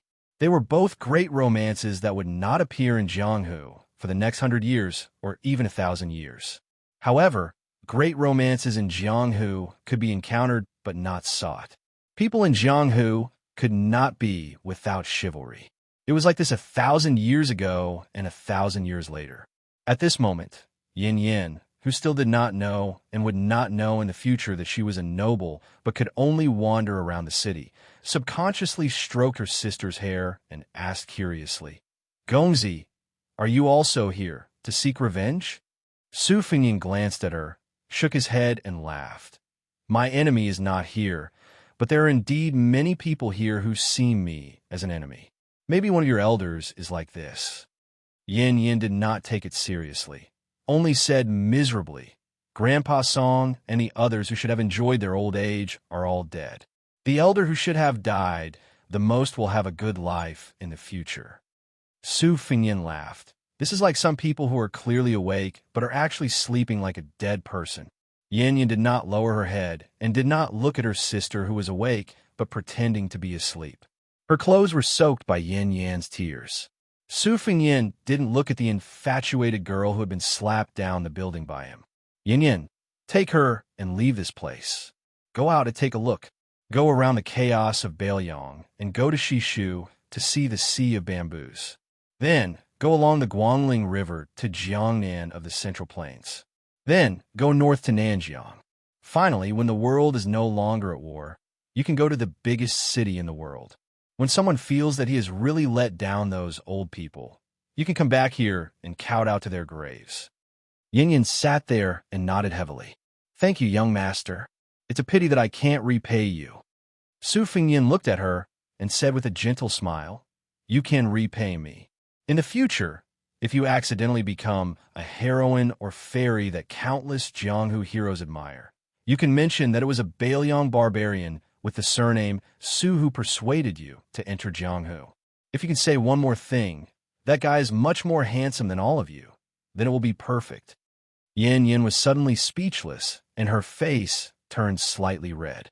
She was pregnant with her sister who had caused a great disaster. She looked coldly at this strange man whose words were sometimes solemn and sometimes frivolous. To her, all men in the world were heartless and could be killed. But when she saw Su Fengyin raise his hand, she immediately shrank her head and hid in her sister's arms. A lover's heartache was heartache, and this bastard slap was heartache. Both were very painful. Su Fengyin sneered. I knew it would be impossible to reason with a woman like you. You only remember to hit, but not to remember. But there are also benefits to having no conscience. In the future, when you go to Liang Lake, help your sister be more careful. When you're inexperienced, thinking the worst of people isn't a good thing, but it's not a bad thing in the end. The two sisters didn't know what this Beiliang man with the surname Su did. That unsmiling but dignified middle-aged man came back. Lu Huang frowned. Su Fengyin wasn't polite to him. Groom you, Linya and the others are actually the same as them. When you go out of the city, you can be considered to have truly entered Jianghu. If you stay in that city of Donghai for the rest of your life, it will be difficult for you to have great achievements. If it was any other Jianghu person who said this, Lu Huang, who had already entered the Great Master realm, would snort disdainfully. Even the other martial arts experts were no exception. But when it came from the mouth of this young man in front of him, even if he was extremely unwilling, Lu Huang had to think deeply. Lu Huang didn't shake his head and nodded. He looked at those pitiful people and took the lead to lightly jump down from the roof, landing on the street without any movement. Yin Yin let go of her sister and deeply bowed to the mysterious young master she met by chance. Her eyes were red, and she bit her lips, unable to speak. Yin Yin looked at her sister with a complicated expression and then glanced at the drunkard whose back she only saw last night. She jumped down before her sister and walked to Lu Huang's side and stopped. Unknowingly, the sky was about to brighten. When Yin Yin finally couldn't say anything to say goodbye, she could only turn her head and look at the slender figure who was still standing on the roof. Yin Yin angrily whispered, "He looks so mediocre. What's there to look at?" Yin didn't pay attention to her sister. After turning her head, she let out a long breath. She didn't know why, but she felt that from today onwards, no matter how far she walked, she wouldn't be able to walk out of that roof. She couldn't help but turn her head again and see that seemingly lonely figure waving at the three of them. Lu Huang slowly walked forward with a straight face. In his mind, a prophecy that the old monk at the foot of the mountain accidentally said appeared. The fierce tiger of Liaodong roared and killed the central plains. The northwest sky wolf lay alone on the big hill. But at that time, the old monk looked at the cold chicken soup in front of Lu Huang and said with a smile that wasn't a smile, sad and happy, "It's cold." Lu Huang was really annoyed with the old monk's sticky words and couldn't help but ask, pretending to be mysterious, "If it's cold, then it's cold. Don't you know how to heat it up?" The old monk slapped his thigh and laughed. Time and place are not as good as people, and that's right. After Lu Huang left the city, he looked back at the city wall almost at the same time as Yin Yin and Yin Yin. The three of them didn't know that in the city, there was an old monk running around with an alms bowl full of fragrance. He went straight to the restaurant, jumped up, and rushed to Su Fengnian. He laughed loudly and asked, "Chao Chongqing is not willing to pick it up. Su Fengnian, are you willing to pick it up?" For the first time, Su Fengnian was a little uneasy. He smiled and asked, "Can you pick it up?" This chicken soup monk, who traveled thousands of miles with alms bowl, smiled like a senior monk. Instead, he looked a little shifty. "Take it first, and then we'll talk." But when Su Fengnian solemnly took the Buddha alms bowl, the old monk suddenly sat down cross-legged, facing the east and back to the west. The old monk put his palms together, as if he was free, as if he was seeing Buddha. He lowered his head and said softly, "Junior Brother Dragon Tree, the law does not depend on external objects. The law does not depend on words. My lotus flower has fallen." On Little Lalanda Mountain, there was no one pushing it. The huge prayer wheel rotated on its own. The goddess on the wall of the wheel swayed, and the 6-syllable mantra was transmitted over and over again. It resounded throughout the western region and Bailiang. The Buddha said that if the prayer wheel was rotated on the top of the mountain, the surrounding area would be auspicious and perfect. If the monarch rotated the prayer wheel, the people would be able to eliminate karma and get rid of obstacles. The old monk closed his eyes and passed away peacefully. His last words were good. In an instant, the scattered fate between heaven and earth gathered together like rainbows and lotuses blooming in the sky. They all poured into the alms bowl at the same time. Chapter 1452. The 6-syllable mantra on the prayer wheel at the top of the mountain was already spreading with great momentum. But it was a pity that ordinary people were unable to see the bigger phenomenon related to the flow of fate with their naked eyes. After the pedestrians near the restaurant were shocked by the sound of the little rotten Tuo Mountain, they even let out some ridiculing laughter after finding it absurd and comical. In their field of vision, an old monk sat on the roof, and a young man stood with a single hand holding an alms bowl. They stood and sat for a whole hour. More and more spectators from the outer city who heard the news gathered below the restaurant and rushed over. They pointed and whispered, and many mischievous children mustered up the courage to climb to the roof nearby. Soon, a group of elite cavalry from the inner city galloped over. escorting important figures. The cavalry carried swords, bows, and spears, and their mounts were purebred horses from the western regions that far surpassed wild horses in terms of charging power. The cavalry brutally rammed through the crowd, and many innocent spectators who were unable to dodge in time were killed on the spot by the war horses. It was not that there were no people from the outer city who relied on their martial arts to fight in anger after seeing their good friends killed. Even if there were cavalry at the front who knocked them off their horses, the cavalry at the back borrowed the huge inertia of the war horses' charge to ruthlessly stab their bodies with a spear. The iron-headed hardwood spear between the cavalry's hand and the corpse instantly drew a pleasing crescent moon curve, and the corpse was instantly sent flying 2 to 3 feet away. However, the hardwood used to make the shaft of a spear was ultimately not the kind of priceless first-rate wood that could not be bought on the market. Its hardness and toughness were still insufficient to withstand such a degree of impact, and thus it was destroyed. The cavalry seemed to have not had enough. Taking advantage of the situation, he abandoned the spear and switched to a saber. He slightly bent his waist, and instead of slashing downwards, he seemed to carelessly hold his saber horizontally. Just like that, he spurred his horse towards a man from the outer city who was running wildly. There was no need for him to use any strength. Just by relying on the momentum of the war horse, the tip of the saber easily drew a deep wound that was more than an inch long on the man's neck. From this detail, it could be seen that these Western region cavalry who were raised by the inner city's influential officials were all experienced soldiers who were very familiar with fighting on the battlefield. Cavalry battles on the battlefield were never a one-time deal. If they wanted to live to the end, they had to know how to use the least amount of strength to achieve the greatest results. The Western region didn't lack good horses, but craftsmen and ironware were scarce. Moreover, the hardwood used to make good spears was strictly restricted by the Bailiang Frontier Army and the Liang Imperial Court, so it was very difficult to obtain. This greatly limited the combat strength of the Western region cavalry. Although they could take a step back and choose the second best option, except for the strong who were equipped with fine iron spears, most of the rest were disposable spears. Even if they could be used as throwing spears, it was enough to deal with Jianghu people. Once they were faced with a genuine cavalry army, they would definitely be unable to handle it. As early as 20 years ago, there was a bloody lesson. At the end of the spring and autumn period, this city once had a cavalry army of more than 5,000 people. They were invincible in the western region. At that time, a certain ambitious and ruthless overlord in the city had the intention of annexing the 3 towns of Linyao and relying on them as provisions. Then he would point his spear at the cool land and occupy the high ground of the world, coveting the central plains. Unexpectedly, the Su family, who at that time was a feudal vassal of Bailiang, only sent out 3,000 cavalry and almost completely annihilated the 5,000 Western region cavalry.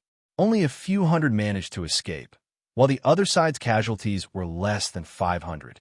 Those escapees still had lingering fears and nagged for many years. They all said that the cavalry army of the Su family was really King Iron Cavalry. Those 2,000 cavalry soldiers were actually equipped with armor for both men and horses. Not to mention the men, even the war horses had armor. Moreover, the cavalry army's iron spears were enough to support multiple charges. The so-called iron spears made of ash wood were really too soft in comparison. As a result, over the past 20 years, even after the large families in this city who had too much money and nowhere to spend it had obtained a cavalry army, they only dared to close their doors and make small fuss. They absolutely did not dare to find trouble with the Bailiang Frontier Army. After the Bailiang Frontier Army formed a custom for small groups of cavalry to enter the land of refugees to practice martial arts so that they could become white horse crossbowmen, there were people who led 800 elite cavalry to the present Liuzhou to fish in troubled waters. At the beginning, they relied on their advantage in numbers to surround and kill 30 to 40 Bailiang barbarians.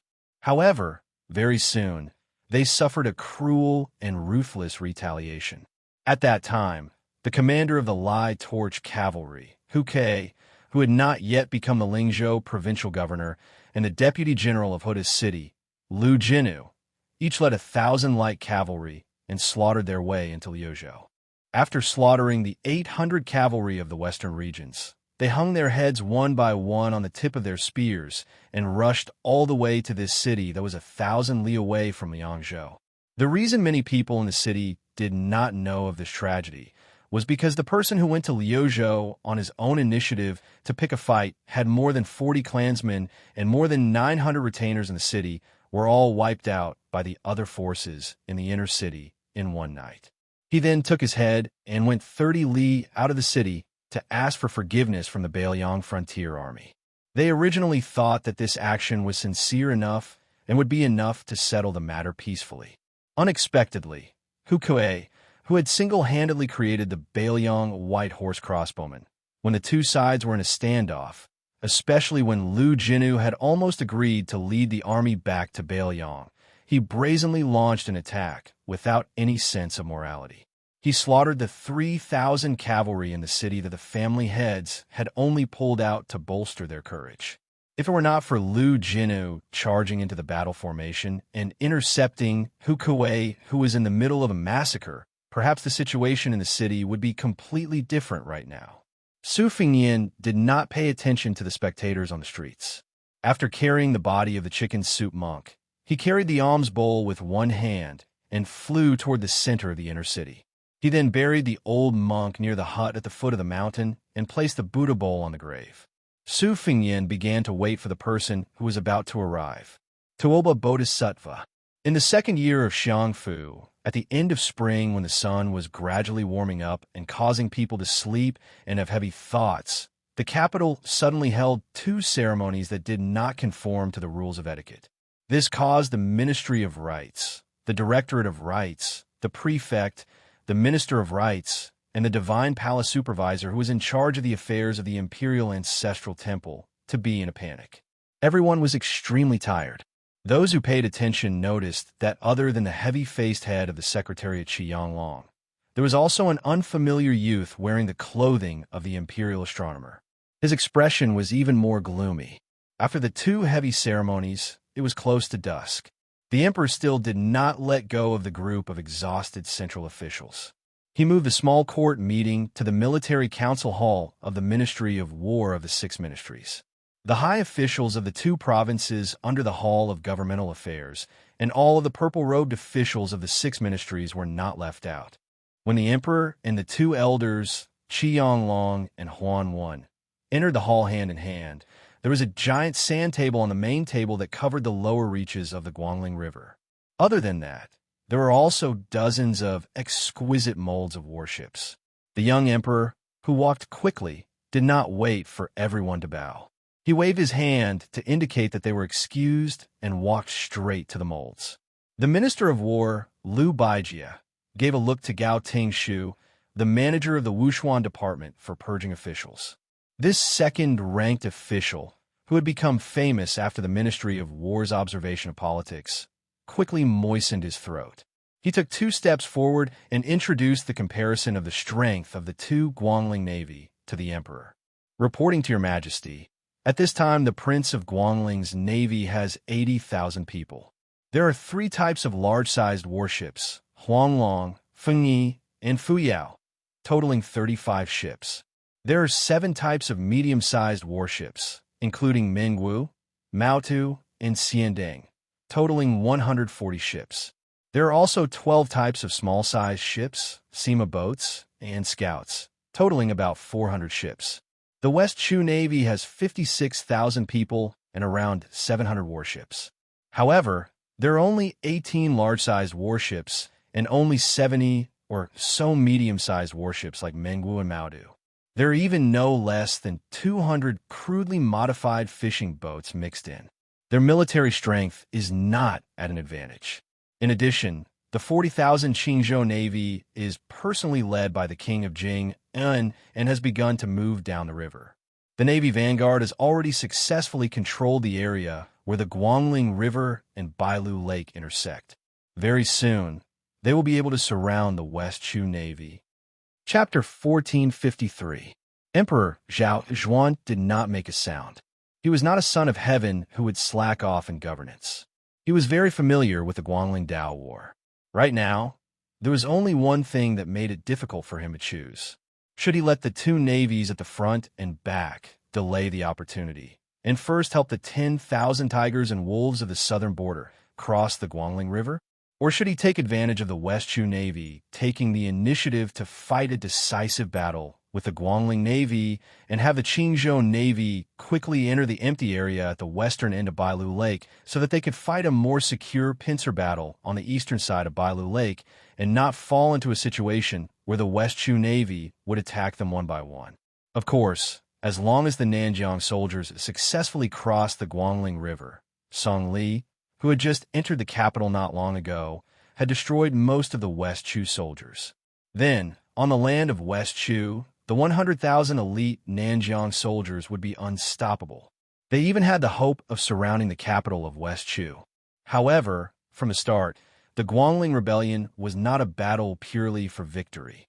Once the 100,000 soldiers of Nanjiang surrounded the capital of West Chu without losing a single soldier, then the victory on Bailu Lake would become an unnecessary battle. If Nanjiang only destroyed the country before the court, that was fine. The worst result was that it was far beyond what the court could bear. If the Guangling Navy and the Qingzhou Navy lost to the West Chu Navy personally led by Chao Chongqing, if Zhao Bing, who was a border king like Su Xiao in the past, had ill intentions and disobeyed the situation, then could the southern expedition commander Lu Xianxia, who only had tens of thousands of men and horses, stop the wolves of Nanjiang that had been in battle for a long time? What was even more terrifying was that the southern border and West Chu were colluding and heading north together. In that case, Liang could only have Gu Jiantang divide his troops between the two Liao border armies and head south to protect Graton City. The northern Mang had never fought smoothly on the two fronts of northern Liang and Yuliang to begin with, and there were also close to 200,000 soldiers stationed outside the two Liao lines of defense. Could it be that he, Zhao Zhuan, really had to stand on top of Graton City and see the northern Mang barbarians and the barbarians of the southern border at the same time? However, all these deductions were built on the premise of the worst-case scenario. Therefore, Zhao Zhuan felt some regret in the depths of his heart. Back then, he had listened to the opinions of the head of the Secretariat Qianglong and the Minister of War Liu Baijie and refused to send troops to Western Shu. Was it wrong? After all, there were only 10,000 Shu soldiers. Even if Chun Jibao personally led them, how much merit could they take away on the Guangling Road? Could 10,000 people besiege West Chu's capital? Although it was the young emperor's original intention to not have the king of Shu come out of Shu, when the battle situation became muddy, it was hard to avoid some well-hidden anger. Zhao Zhuan, an emperor who had everything going smoothly, lacked experience in making decisions. After all, he was not as good as the previous emperor and could not be compared to his grandfather, who had spent most of his life fighting on horseback. At this time, Zhao Zhuan found the Tongxi sword immortal Liu Baijie, who he could not order around as he pleased, more and more of an eyesore. If not for the fact that the two assistant ministers of the Ministry of War, Su Gong and Tang Tai's Wang, were new faces in Graton City, Song Li's experience was too shallow, and those old generals with merit had either died in battle or died of old age. The emperor would have had Liu Baijie leave the Ministry of War a long time ago. Yuanghua was immediately preparing to head to the vassal state to be the new Jidu deputy of the court. Liu Baijie should have been in the ranks, but Qi Yanglong and Tiannan, the two main officials, both expressed their intentions that this matter was inappropriate, which was why it was delayed. Ever since he ascended the throne, Zhao Zhuan had his own calculations. In his view, the previous emperor should not have followed Yuan Bunshi and Zhang Jilu's wishes and released Chen Jibao like a tiger back to the mountain. He should have firmly nailed him to the position of Minister of War. At the very most, he would have given him a military achievement in the Guangling battle. Taking a step back, the same tens of thousands of soldiers. The court did not believe that Chen Jibao could contend against the Nanjiang army. Perhaps no one doubted that as long as Chen Jibao remained in the capital as the Minister of War, the Nanjiang army would not have any thoughts of rebellion. It was not that Zhao Zhuan did not understand the previous emperor's original intentions in placing Chen Jibao in Western Shu. However, Zhao Zhuan was not someone who blindly admired and trusted this adopted son of Su Xiao. He had a deep suspicion of this white-clothed military saint. Furthermore, as the new monarch, Zhao Zhuan had to admit that the previous emperor and Chen Jibao had a relationship. Everyone knew that the previous emperor did not have a good impression of all of Beiliang, but he favored Chen Jibao greatly. Back then, he had almost bestowed the title of king of a different surname on that young man before he was even a year old. Later on, he even had him replace Gu Jiantang as the Minister of War. In the end, he was 10 years late and still let Chen Jibao become the king of Shu. After Su Zhao's death, he became the only remaining king of a different surname. Zhao Zhuan, on the other hand, did not have such a relationship between monarch and subject. The only people who had such a relationship with him were people like Chen Wang, Tang Taizuang, and Song Li, who were still a little below the level of top civil and military officials. The emperor was silent for a long time, so the entire hall could only be silent. Gao Tingshu spoke a few thousand words until his mouth was dry and his tongue was dry. He had truly emptied his stomach of the strategic plans he had prepared long ago. He no longer dared to boast and digress in front of the central officials. After carefully glancing at Liu Baijie, who was the backbone of the Ministry of War, he received a look of affirmation. Gao Tingshu thus shut his mouth and did not add to the painting of a snake with feet. The emperor finally broke the silence and said a few words of encouragement and praise to this new official of the Ministry of War who had many stories in the capital. It could be said that this was in the emperor's heart. All of the important officials in the hall smiled as they looked at this handsome young man with the nickname of Tian Jade Tree. Only the assistant minister of the Ministry of Rights, Jean Lanting, had a hidden and complicated gaze. The emperor then left the Zhejian and went to the new location of the Hanlin Academy, which was neighbors to the two yamens of the Hall of Governmental Affairs. Today, there was a tea party in the Hanlin Academy. As expected, the emperor saw Chen Wang, Sun Yin, Yin Qiji, Fan Zhongho, Li Jifu, and Song Kelly. Of course, there were more than these 6 people in the courtyard. There were dozens of young and old men in the Hanlin Academy, but no matter how they gathered together, they still could not be seen by the emperor at a glance. At this time, the arrogant scholar's son Yin was discussing a game with Fan Shirduan, Fan Zhongho. Chen Wang and the top scholar, Li Jifu, stood side by side on one side, whispering to each other. The current dynasty's uncle-in-law, Yin Qiji, and the young phoenix of the Song family, Song Kelly, who had made a comeback, stood together on the other side. The emperor walked over to take a look. In the end, he saw that there were a few rare books placed near the chest jars in Sun Yin and Fan Zhongho's hands. Sun Yin's hands were slightly higher, with 4 books, while Fan Zhongho's hands only had 2 books. It seemed that they were betting on chess.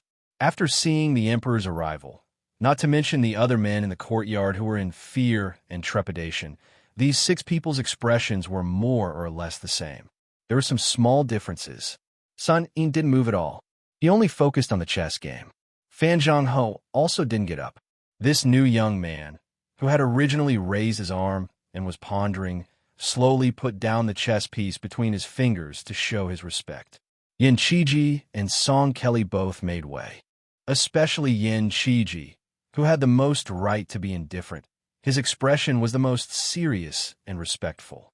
His expression seemed to be even more forceful than Song Kelly's. Chen Wang walked forward in small steps. After taking 2 steps, he found that Li Jifu didn't move.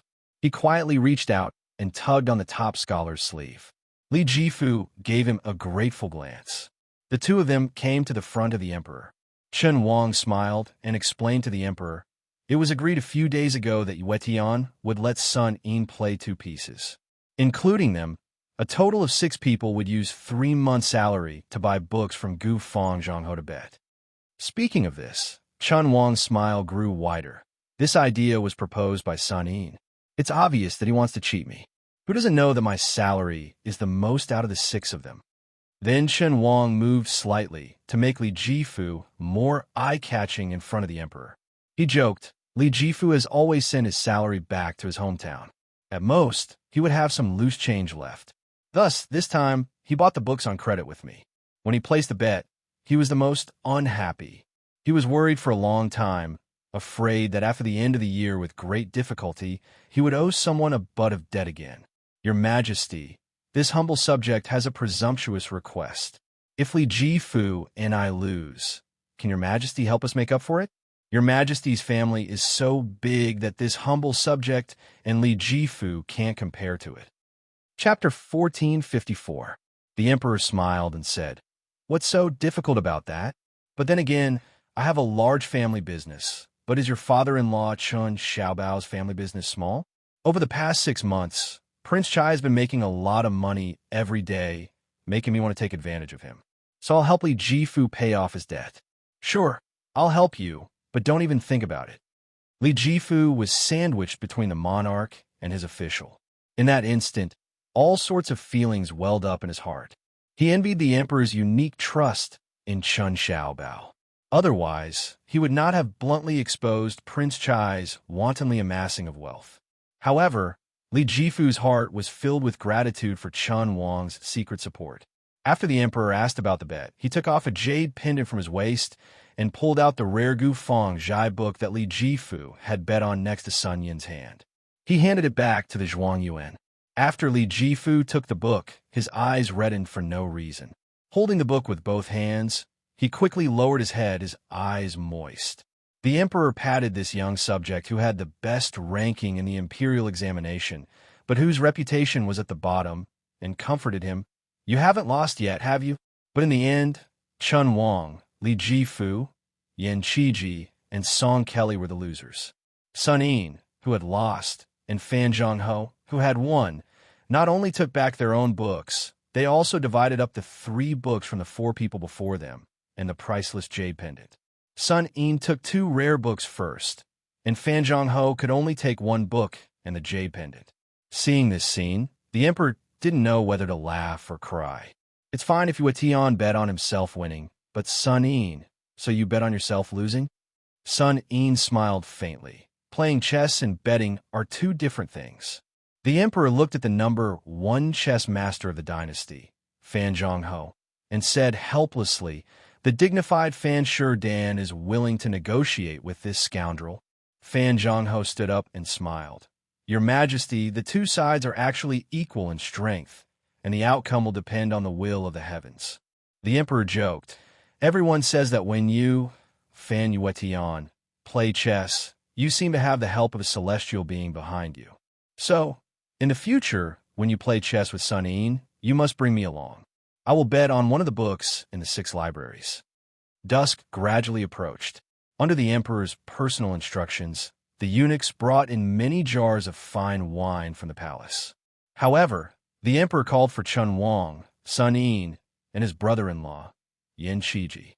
The 4 of them walked out of the noisy courtyard together. The emperor turned his head to Sun Yin, who had lost the game but won the prize, and casually asked, I only heard that there was a note. Why did you let me start? Sun Yin replied, no matter how many posts I post, I can't beat Fan Zhongho. If the disparity is too great, there's no point in betting. The emperor nodded and said, alcohol tolerance, chess ability, poetry, and taste are 3 things. After reaching a certain level, to take another step forward is as difficult as ascending to the heavens. It can be said that it was determined in one's previous life and is not something that can be increased or decreased by human strength. Chun Wang said in a soft voice, this is just like the Guangling Road War. If the West Chu evildoers did not place 2 or 3 pieces on the chessboard first, no one would have personally gone up or placed a bet. The emperor sighed and said somewhat helplessly, the reason I pulled you 2 along is because you, Chun Wang, have always been optimistic about the Guangling War, while Sun Yin is the complete opposite. Today, I want to hear your inner thoughts. You 2 speak. No matter how shocking your words are, I will calm my heart and think carefully. The quarrels in the imperial court are inevitably mixed in with all kinds of related interests, but you 2 are not the same. Sun Ying glanced at Qianhuang. The latter gently extended his hand, indicating for Sun Ying to speak first. Sun Ying did not hold back. With a kind of boldness, he said, "Your Majesty is worried that after the Nanjiang army crosses the river and encircles West Chu's capital, it will become too big to be shaken. Even if it doesn't rebel, it will be enough to raise the price and demand an exorbitant price from the imperial court, to the point of becoming a second Bailiang frontier army, right? Furthermore, the same structure, different situation. Back in Bailiang, Su Xiao, for whatever reason, did not divide the river to rule. However, the Prince of Yanqi, Zhao Bing, has painstakingly operated in Nanjiang for more than a decade. Whether or not he will make a different choice, who knows? Your Majesty doesn't want to give the initiative to others and give it to the illusory human heart and the will of heaven, right?" The emperor hesitated, then nodded. "Yes." Sun Ying smiled. "There are 3 ways to break the situation. First, Your Majesty needs to publicly disapprove of the Ministry of War's muddle-headedness and be furious. You need to have the current Minister of War, Liu Baijia, resign and leave the capital to serve as the Jidushi of Nanjiang or Guangling. In short, you need to be able to see the deputy commander of the Nanjiang army, Wu Zhongshuan. You need to move him emotionally, reason with him, and promise him benefits. As for the 2 things, Sun Ying doesn't need to say much. Presumably, with Tongshi Sword Immortal's grace and cultivation, she is more than qualified. However, the word benefits will require Your Majesty to cut your flesh. The pain is not something a jade pendant on your waist can compare to." The emperor frowned. "Is a Jidushi enough?" Sun Ying boldly sneered. The emperor said softly, "Promise that Wu Zhongshuan will enter the capital and become the Minister of War in the future." Sun Ying laughed coldly. The emperor asked, "Is my Liang going to have another prince with a different surname?" Sun Ying asked back, "Why not? How can the future prince with a different surname be mentioned in the same breath as the Prince of Liang and Prince of Shu? How can the imperial court not be able to handle him? Wu Zhongshuan is already 60 years old. His 3 sons are mediocre and unaccomplished. How many years can he, Wu Zhongshuan, be the vassal prince?" The emperor nodded, but did not say anything. Sun Ying continued, "Secondly, after Liu Baijia stepped down as the Minister of War, allow the Prince of Shu to take 10,000 elite troops out of the country. Moreover, issue an imperial decree to take the title of Minister of War and rush to Guangling Road to quell the rebellion. It is possible to allow Chen Jibao to give half of the Qingzhou Navy under the command of the King of Jing and Zhao Sun to him. Chen Jibao cannot wield great power, but at the same time, he cannot not wield it. If his military power is too heavy, it will be difficult to suppress his ambition. If he does not wield the least bit of military power, he will be resentful and have the intention to rebel. The number of troops given to Chen Jibao is 30 to 40,000, but it cannot exceed 50,000. Just because the imperial court does not allow him to leave Shu, does he really think that Chen Jibao can only train 10,000 troops? It is better to let the water out than to block it. The late emperor and Liang have already done a good deed by allowing him to go to western Shu. Beimang's million-strong army is pressuring Bailiang's western front. Thus, it is time to move Chen Jibao back under the nose of the capital." This time, the emperor grunted in agreement. Sun Ying took a deep breath. "Lastly, it is to let Bailiang go all out and fight Beimang to the death. Not only must the imperial court release Guangling's water transport, but they must also stop the changing of titles. Moreover, they must have Gu Jiantang and Ji Zhou on the eastern front send troops to suppress Beimang's front lines and drive the wolf to swallow the tiger. In this way, no matter how bad the Guangling Road War is, it will only be a small matter of winning or losing. In the end, Liang will be able to clean up the mess. At that time, Beimang will at most have half of its national strength left, and West Chu will be even more dilapidated and spent. Chao Changqing will only be asking for death." The young emperor muttered to himself and looked at Qianhuang. The latter smiled bitterly and said, "I have nothing to say." Sun Ying waited for the emperor to continue. but he did not get the answer he wanted. He chuckled and said, "I'm going back to drink. If I pass out in the Hamlin Academy, I'll have to trouble Xianxia to drag me back." The emperor looked at the back of this arrogant scholar and said softly, "Chun Wang, Qiji, I'll take you to a place to meet someone." This time, the emperor did not even have any guards accompanying him. Only Song Tonglu, the head of the ceremony directorate, carefully led the way. After many twists and turns, they arrived at a secluded courtyard at the edge of the palace. After pushing open the courtyard door, Chun Wang and Yin Qiji saw an unfamiliar man and woman sitting on two rattan chairs. The man seemed to be blind, and the woman was reading a book to him. Even though Chun Wang and Yin Qiji were close to the emperor, they were still left at the courtyard door with Song Tonglu. The emperor walked in alone and had a short conversation with a blind young man. When the emperor got up and walked back to the courtyard door, he was not as serious as before. His face was more relaxed and relaxed. Chun Wang smiled and said, "Congratulations, Your Majesty. You have one more schemer." The emperor laughed heartily and said, "Chun Xiaobao is not any worse than him. They're just two different people. Sun Yin is not a worldly person, but he practices the wild fox Zen. The scholar surnamed Lu in the courtyard is a true worldly person, a wild fox spirit. But to truly rule the country and pacify the world, it still depends on you, Chun Wang."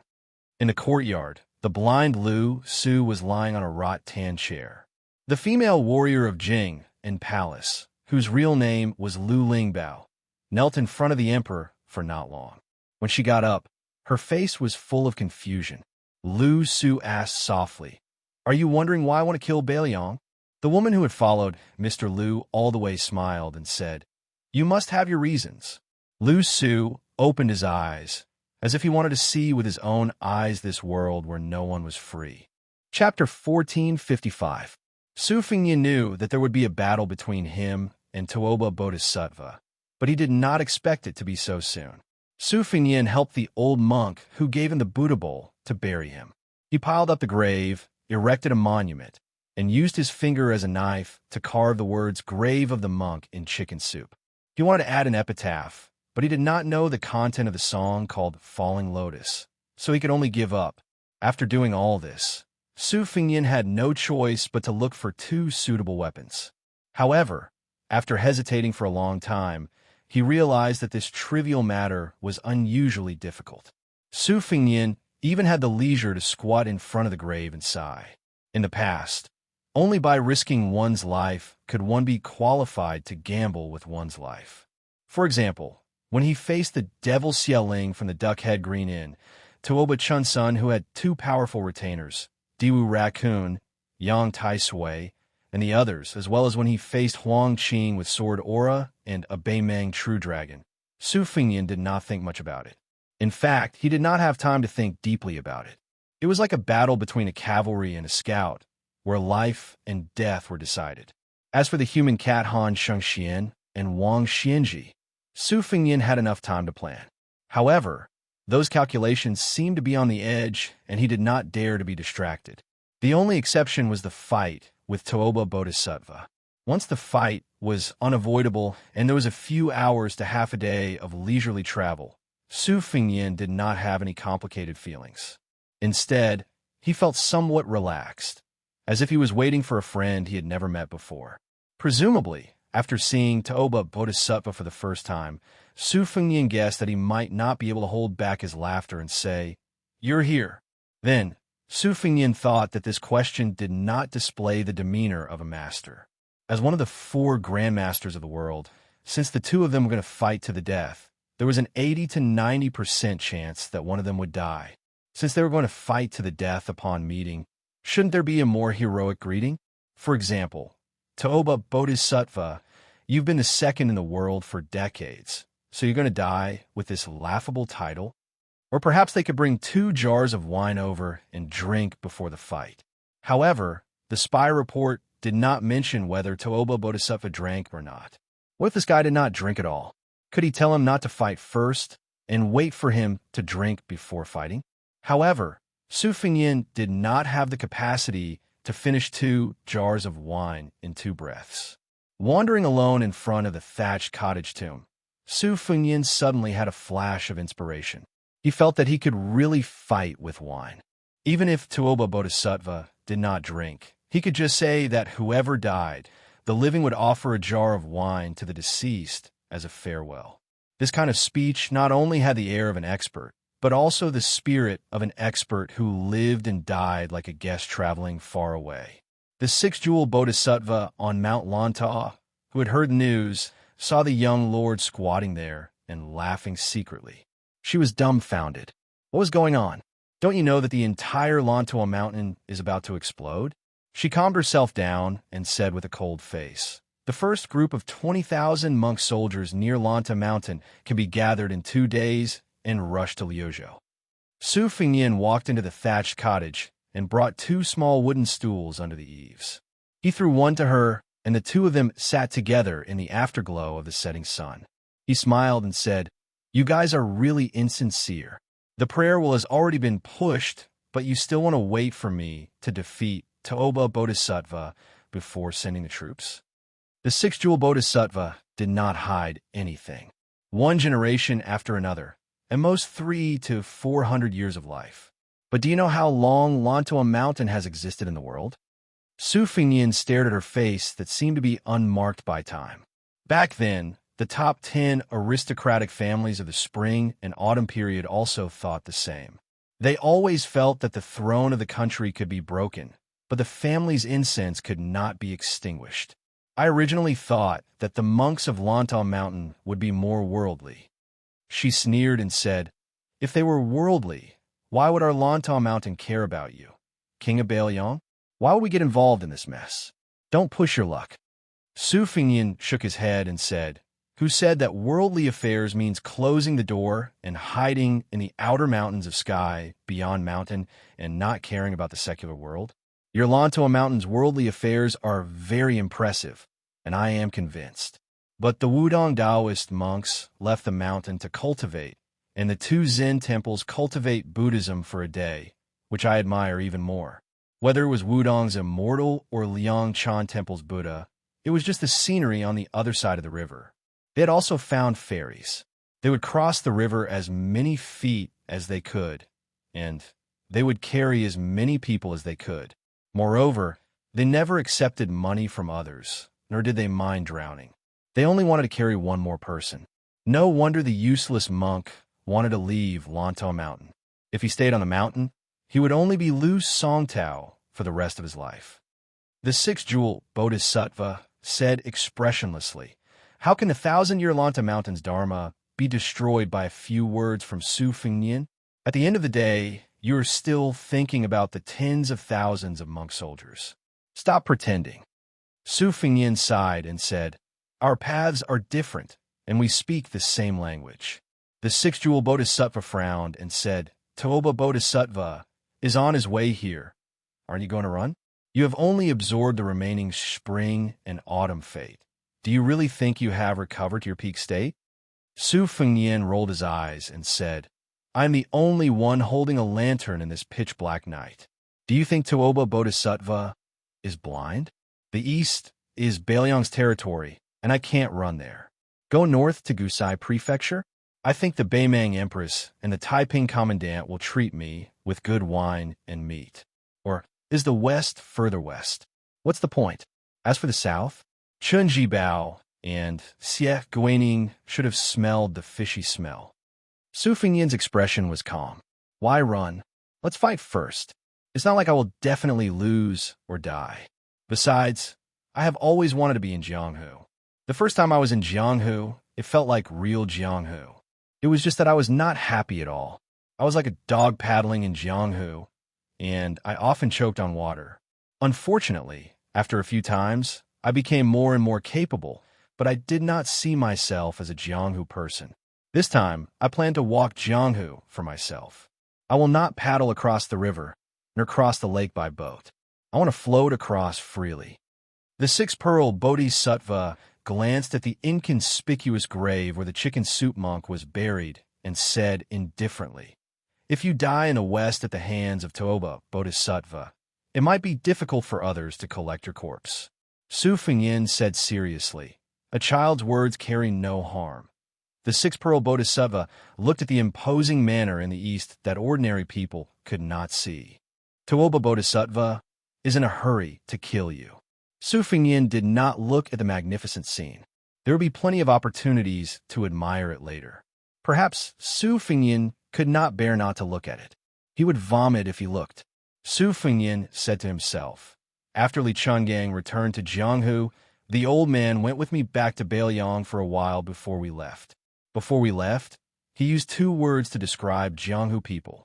He said that Wang Mingyin, who was ranked 11th in the world, was calm and steady, like a mighty river in front of him. Xinyuan Jingxing in the Great Snow Plains was reserved. He did not use a single word, but he was romantic. Qi Xuanjin on the devil-slaying platform was ancient. The moon rose from the east, and the cool breeze followed. Zhao Shituan of the Dragon Tiger Mountain was broad-minded. He lived for 100 years. Dong Tai was strong and vigorous. His spirit was like a rainbow, and he walked through clouds and wind. Chao Chongqing was sad and indignant. He lived for 100 years, and his thoughts were cold and disheartened. Wang Xinji was old but strong. He was in the best state. He could be said to be the first grade of vigorous. The sky was full of wind and waves, and the sea and mountains were vast. His spirit was full, and all things were by his side. The six-pearl bodhisattva patiently listened to him ramble on about the stories of his old friends. In fact, she was listening with great interest. After all, if she had not appeared here today, these stories would probably rot in someone's stomach for the rest of their lives. Su Fengyin suddenly asked, "Are there any good weapons on Mount Lantuo? It would be best if they were swords. If there are any divine weapons, you can lend them to me." The Bodhisattva of 6 pearls looked at the scene in the east and shook her head. "There are an ancient sword called Fang Sheng and a blade called Qi Yun. They were both forged in the Dafeng dynasty. However, Tuoba had already found you by the time I came and went." Su Fengyin smiled. "At most, I'll let Tuoba wait for you to arrive before starting the fight. If he doesn't agree, I'll run toward Mount Lantuo. I'll be able to wait for you to get the sword. All right, while I'm fighting with Tuoba, help me keep an eye on Wang Weishue, who is currently in the Dong family in the inner city. As long as he doesn't leave the western region, you don't have to interfere." The Bodhisattva of 6 pearls stood up slowly. Her gaze was complicated. "Why don't you disperse your fate energy? Tuoba will lose his target. You don't have to fight this battle." Su Fengyin said helplessly, "How long has it been since the old monk was buried? Aren't you afraid that he'll jump out and smash your face with a bowl?" "You're not afraid, but I am. Moreover, my intuition tells me that if we fight here today, it might be more advantageous and have a higher chance of winning than if we fight in the future. If we avoid him now, even if we recover our cultivation in the future, our state of mind will be weaker." She sneered. "In the end, you, Su Fengyin, still want to take advantage of the vast battlefield in the western region to fight to your heart's content. What intuition are you talking about?" Su Fengyin smiled awkwardly. Then, he looked angry and embarrassed. He glared at her and said, "Don't hit my face when you're fighting, and don't expose my shortcomings when you're scolding." The Bodhisattva of 6 pearls disappeared in a flash. Su Fengyin sat alone on the stool. Chapter 1456. Little Lada Mountain was the backyard of one of the 3 families in the inner city, King of Hell Sima family. However, the Dong family had launched a bloody massacre that had been planned for a long time. Almost half of them survived overnight. However, a centipede dies but never falls down. After the Dong family hit a wall with a young drunkard on the roof, especially when a young master of the Aquarius State heard that Chicken Soup Monk had given an alms bowl to Taimu Dyer, the young swordsman who had once assassinated Yen Wenluan with his sect, the Great Yu House, came to the thatched cottage at the foot of the mountain.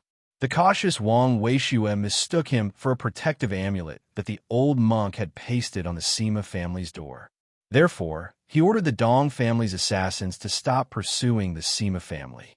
Su Fengyin, who was sitting leisurely on the bench, also felt the strength and resilience of the city. The Sima family was already in a miserable state. If it were a family in the Central Plains, The monkeys would have fled when the tree fell. However, the Sima family still sent more than 30 men of sacrifice, whose clothes were still wet from blood to swords, to protect a similar number of women, children, and the elderly. It seemed that this was the last bit of the Sima family's spirit left. Obviously, they really regarded Su Fengnian, who was sitting on the bench under the thatched cottage, as a life-saving amulet. After the six-jewel bodhisattva came and went like a ghost, the Sima family's spirit rose a little. After all, in the western region, it was not a bad thing to have a connection with Lanta Mountain. Su Fengnian, who had nothing to do, looked at the people 200 steps away. They were also looking at him, a strange guest of unknown origin. Among them, the eyes of the children were wide open. They were all holding weapons. Whether it was the weapons or the tragic situation tonight, it was too heavy for them. Many children still had tears on their faces. There were slightly tall boys comforting the little girls beside them. There were also adult men with crossbows who were bandaging their wounds with the help of the women. There were also nimble children who picked up arrows from somewhere and tiptoed carefully to put them into their elders' quiver. In order to prevent the Dong family's assassins from assassinating under the cover of the night, lanterns were hung on the branches of the trees. The lights were unusually bright. In the night breeze, Su Fengnian looked at them. The children were also staring blankly at this powerful figure who could make friends with the bodhisattva of Lantoa Mountain. Then, under the escort of several experts from the inner city who were more skilled than the retainers of ordinary families, a woman with a huge ox-horned bow on her back walked towards Su Fengnian. Her graceful figure, slender waist, long legs, and the huge killing weapon were particularly eye-catching in the light. Su Fengnian slowly got up, thinking that he was helping the monk who called himself the senior brother of the monk of the dragon tree to entertain the guests. However, he obviously underestimated his momentum. When he bent down and got up, except for the woman, the other three experts suddenly froze. Then, when they found that the mistress was still moving forward, they gripped their weapons tightly and followed her. Before Su Fengnian stood up, he found that the group of people were so nervous, so he sat back down, thinking that this would probably make them feel more at ease. However, he did not expect that his rise and fall would completely irritate the group of frightened birds. They whistled and shouted. Without saying anything, a relatively young man stood in front of the mistress and pointed his saber at her. He stared at Su Fengnian as if he was going to fight to the death. Su Fengnian felt a little helpless. "Do you want me to stand or sit?" The woman whispered to the experts beside her, who were trained by her family for thousands of days, and then asked them to stay 50 steps away. She walked in front of Su Fengnian alone and smiled as she pointed at the bench where the six-jewel bodhisattvas sat. Su Fengnian nodded. She took off the ox-horn bow and sat down. She smiled and said, "Young master, please don't mind. Our Sima family is really jittery tonight. Oh, I forgot to ask you. Can you understand me?" Su Fengnian smiled and said, "I'm not from Beimang. Of course I can understand Madame Chai's Central Plains official language." Not only this city, but the entire western region knew that the head of the Sima family was Madame Chai. After marrying into the Sima family, no woman took her husband's surname. She had been in charge of the family for 20 years, so some of the three families in the inner city called the Sima family the Chai family. Su Fengnian had gathered intelligence in the Whispering Room and learned that Madame Chai was a refugee from Dongwei. She was forced to migrate to this place, and the elders in her family quickly withered away. She was alone and pitifully married into the Sima family, which was still struggling in the outer city. It could be said that she had personally managed the Sima family to its current status. As for the hardships she had gone through, Su Fengnian did not know about them, nor did he have any interest in them. She said bluntly, "Since young master is not a Beimang barbarian, then I'll be frank with you. If I offend you in any way, please don't be angry. As long as young master can protect the 124 members of the Sima family, no matter what young master wants, as long as I can afford it, I'll give it to you." Su Fengnian did not say anything. This madam, who was almost 40 years old but was still more charming than a young woman, had a determined look in her eyes. Perhaps young master feels that the Sima family is not worth mentioning, but I can guarantee that as long as we survive this crisis, as long as the Sima family's golden name is not completely destroyed tonight, then I'll be able to gather 2,000 people again in less than half a year.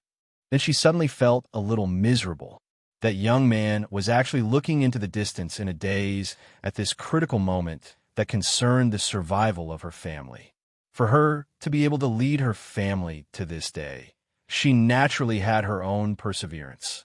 She said in a more serious tone, "Maybe young master is a man from the Central Plains who happened to pass by the western regions, or maybe you are a first-rate talent from the most prominent sect in the Liang River Lake.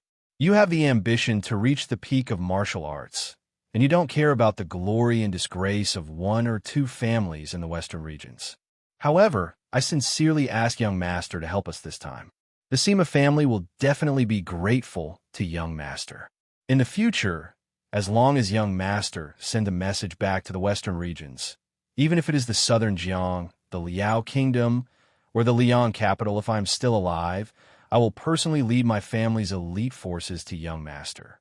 Even if I am already dead, the next head of the Sima family will definitely not refuse to help young master. If I, Chai Dongdi, violate my oath, then I'll never be able to be a human again." Su Fengyin turned to look at this woman, his eyes in a trance. Her eyes instantly became cold, and her tone also became colder. "I've said it before. As long as I can afford it, young master can take it away." In her life, she had seen too many men show this kind of expression in front of her. In the early years, it was the influential people in the outer city, and later, it was the ambitious people in the inner city, such as Dong Tiling of the Dong family, the father and sons of the Li family, and those men who were arrogant because they were masters on the ranking list. She said expressionlessly, "But I'll only give young master what he wants once." She was no longer the ignorant girl who thought that there were chivalrous people everywhere in Jianghu. For so many years, for the sake of this family, she followed the rules of the Western region and did many things that went beyond the bottom line of morality. She was cruel, bloody, dirty, scheming, and trapping. But for herself, there was one thing that she had always kept to her bottom line. She originally thought that in a few years, or at most 10 years, the Western region would no longer talk about her appearance as Madame Chai, and there would no longer be any young people who would drool over her figure. Then, she would be able to live up to the memory of her husband, who only had a surname left. Su Fengyin did not become angry because of the misunderstanding. He only smiled. "Madame Chai is thinking too much. It's just that you reminded me of a very important person." He turned to look in the northeast direction and said softly, "I miss her very much. In fact, I've always missed her." She was stunned on the spot as she looked at the side of his face that was filled with warmth. She could see that this man's longing at this moment could not be faked. She suddenly felt sad and self-deprecating for no reason. The things that appeared on his face were the most extravagant things in the Western region. She, a woman who had rebuked the winds and clouds of the Western region for 20 years, had never felt this way before. Su Fengyin retracted his gaze and smiled. "The person I'm waiting for hasn't arrived yet, so I do have some time left. Instead of sitting here in a daze, I might as well make a deal with you." Even someone as calm as her could not help but reveal a pleasantly surprised expression. However, the young man's next words made her feel as if she had been struck by lightning. "Madame Chai, is there really only one time? Can we talk about it again?" Whether it was her imposing manner, her arrogance, or her temperament, they were all exhausted at the first spurt of energy. Although Madame Chai was still angry this time, she was no longer as solemn and stirring as before. On the contrary, it was probably because she was too old. So even if she was angry, she still had a different kind of charm. At this moment, she seemed a little shy. Su Fengyin laughed heartily and waved his hand. "All right, let's stop joking. It's just that I felt that your heartstrings were too tense earlier and that this kind of injury was actually endless. Madam, you're an expert in using the bow, so you should know the principle of relaxation. Let's talk about business. To tell you the truth, I have some secret operations in the inner city. In the last half a year, I've established a power in the inner city. Madam, You might have already met that sour old scholar. He's one of my men in the Western region. Madame Chai's expression became serious. Most women in the world were like this. After the pleasant surprise, she could not help but fuss over every little thing. She softly asked, I heard that the old man, surnamed Liu, either has a background in Bailiang, or he's an expert from the god of Fortune's Li family, one in the open and one in the dark. In fact, they're both from Liang and Zhaogo. Chapter 1457. Su Fengyan shook his head. That's not important. I can guarantee that the Sima family will continue to be one of the great families in the inner city. As long as you work with that old scholar, not only will you be able to struggle at death's door under the Dong family's nose, but you will also be able to squeeze out the Dong family. If you want people, I can give you people that are not inferior to those on the inner city's expert list. As long as you dare to ask, I can give you a lot. If you want armor, crossbows, spears, I can give them all to you. As for my request, it's very simple. The Sima family must have a cavalry of no less than 5,000 people in this city. When they are willing to put their heads on their belts to fight for riches and honor, when there is hope for riches and honor, you must make them believe that your words are not empty words. Su Fengyan paused for a long time. Whether or not I will be able to see these things in the future, Madame Chai, you can rest assured. When you find that old scholar surnamed Liu, you can tell him that I told you that his name is Lu Wanbao, Shama Wei Post House, Old Locust Tree. He will naturally believe you and will do his best to cooperate with you in the future. However, I will also say the ugly words first.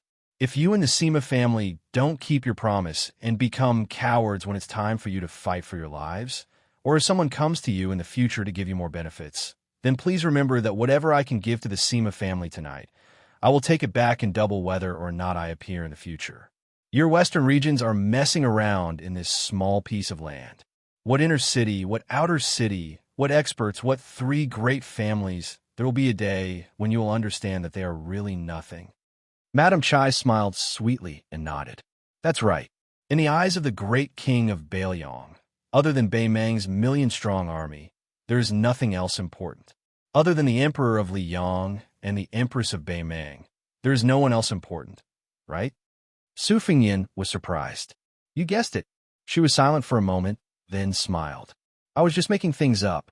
Your Highness must only be so easily tricked in front of insignificant women, right? Su Fengyan didn't deny anything. He couldn't help but laugh. It's not good to hold grudges. It was Madame Chai's turn to be stunned. Are you really the king of Bailiang? Su Fengyan joked back. What? You're too easy to talk to. You don't look like a border king with authority? Or is it that he can sit on a small stool and chat with Madame for half a day? No matter how I look at him, he doesn't look like an expert? Madame Chai blinked her eyes. Didn't they say that His Highness is extremely handsome? There are quite a few well-informed young girls in the inner city who are extremely curious about the prince.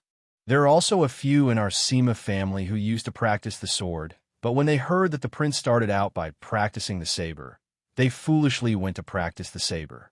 I've been nagging about His Highness's name all day. Even my ears are about to grow calluses. Su Fengyan was speechless. He stretched out a finger and tapped the space between his eyebrows. He smiled bitterly. Women. Madame Chai looked at the distant family members who had survived the turmoil and calmly said, There's a girl called Sima Bishui. She vowed that she would go to Bailiang to find that guy called Su Fengyan if she could one day master a peerless saber technique. Even if she couldn't become his wife, she could become his confidant.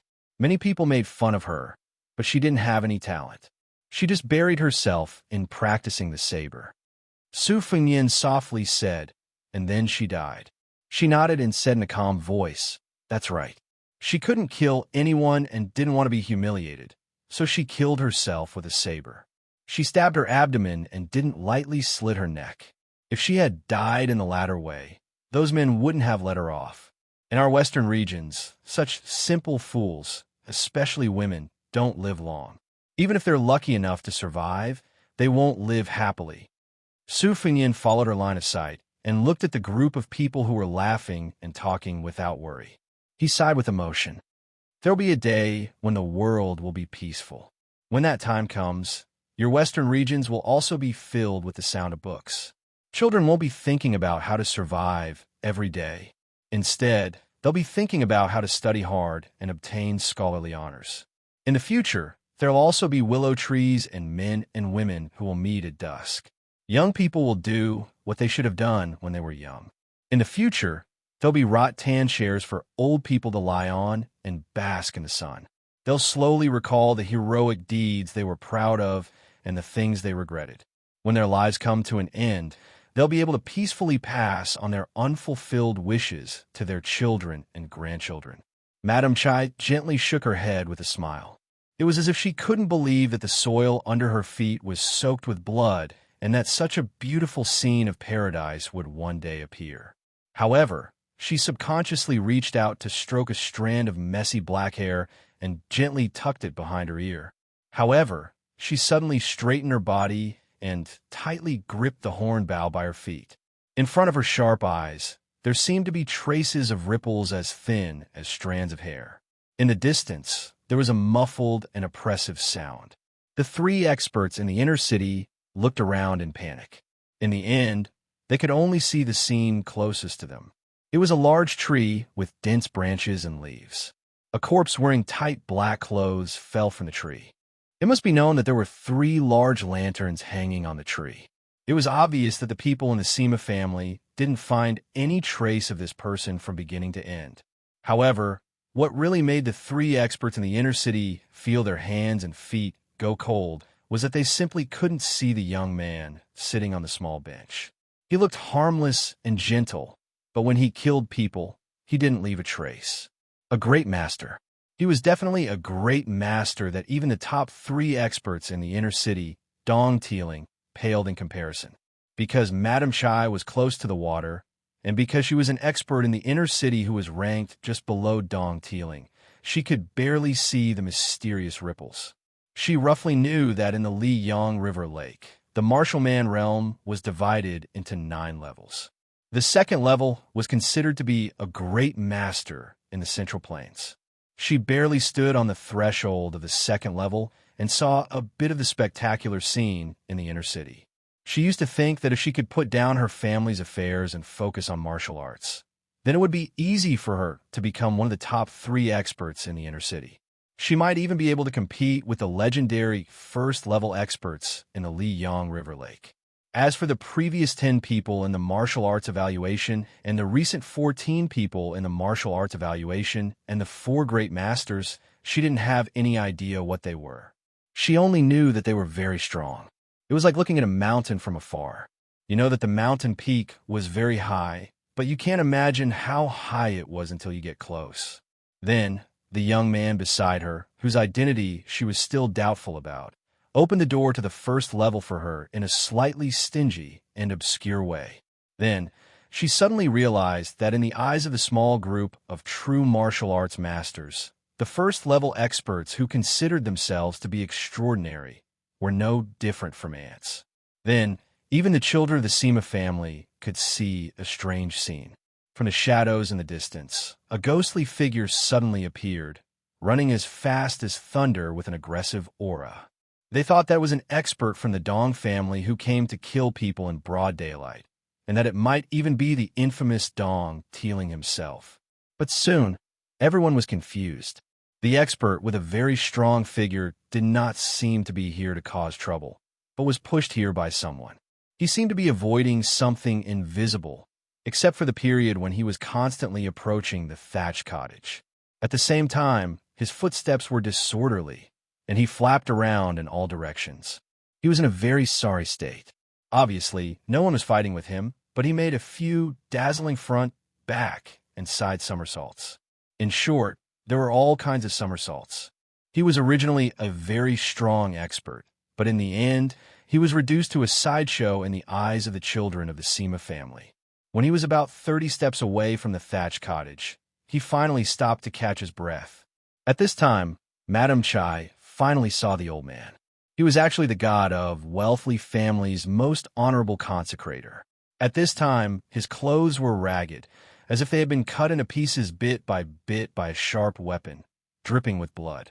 He glared at the young man sitting on the stool and said in a hoarse voice, "Dong Tai's nurturing sword and controlling sword, I finally know who you are." Su Fengyin looked at Zhao Go, one of the founding members of Liyang. "The only reason you're still alive is because you had a colleague in Azure City. Before he died, he said a few words, which was equivalent to him dying in your place. You can go now, but remember to tell Li Feng Mao not to compete with the Sima family in the future.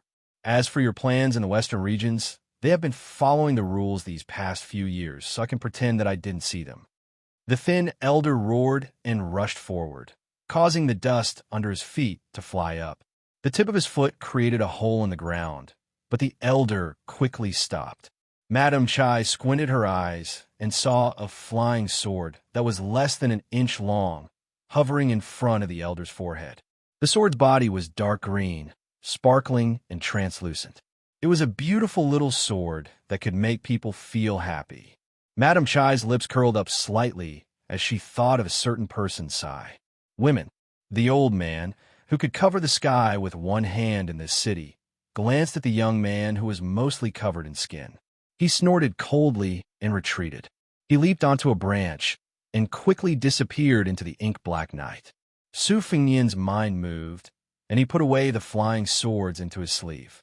He then pointed at the 30-years-old man who had pulled out his sword and asked with a smile, "What's his name? How long has it been since he joined the Sima family?" Madame Chai's mind was very sharp, and immediately a haze appeared in her heart. She looked sadly at the man who she had high hopes for. He's the youngest person on the inner city's expert list. He's known as an assassin who's better than the Dong family's assassins. He's been working for the Sima family since his father's generation. It's probably because a man's heart is not content, or because he doesn't want his descendants to be someone else's servant. Madame Chai, who was sitting on the stool with Su Fengyin, said coldly, "Isn't that right, Tao Disong?" Chapter 1458. The dignified man pursed his lips. He didn't refute or admit anything. He just stared at Madame Chai. Of course, Su Fengyin just watched from the side. Previously, when Tao Disong saw him stand up, his killing intent was still within reason and could be understood as him wanting to protect his master. But after seeing the Dong family assassin fall from the tree, the killing intent of a martial artist in a dangerous situation was not something that could be explained by a loyal servant of the Sima family. Su Fengyin sighed. He lowered his head and rubbed his cheeks. He felt a little bitter. The Wutangan County had been living in harmony for so many years.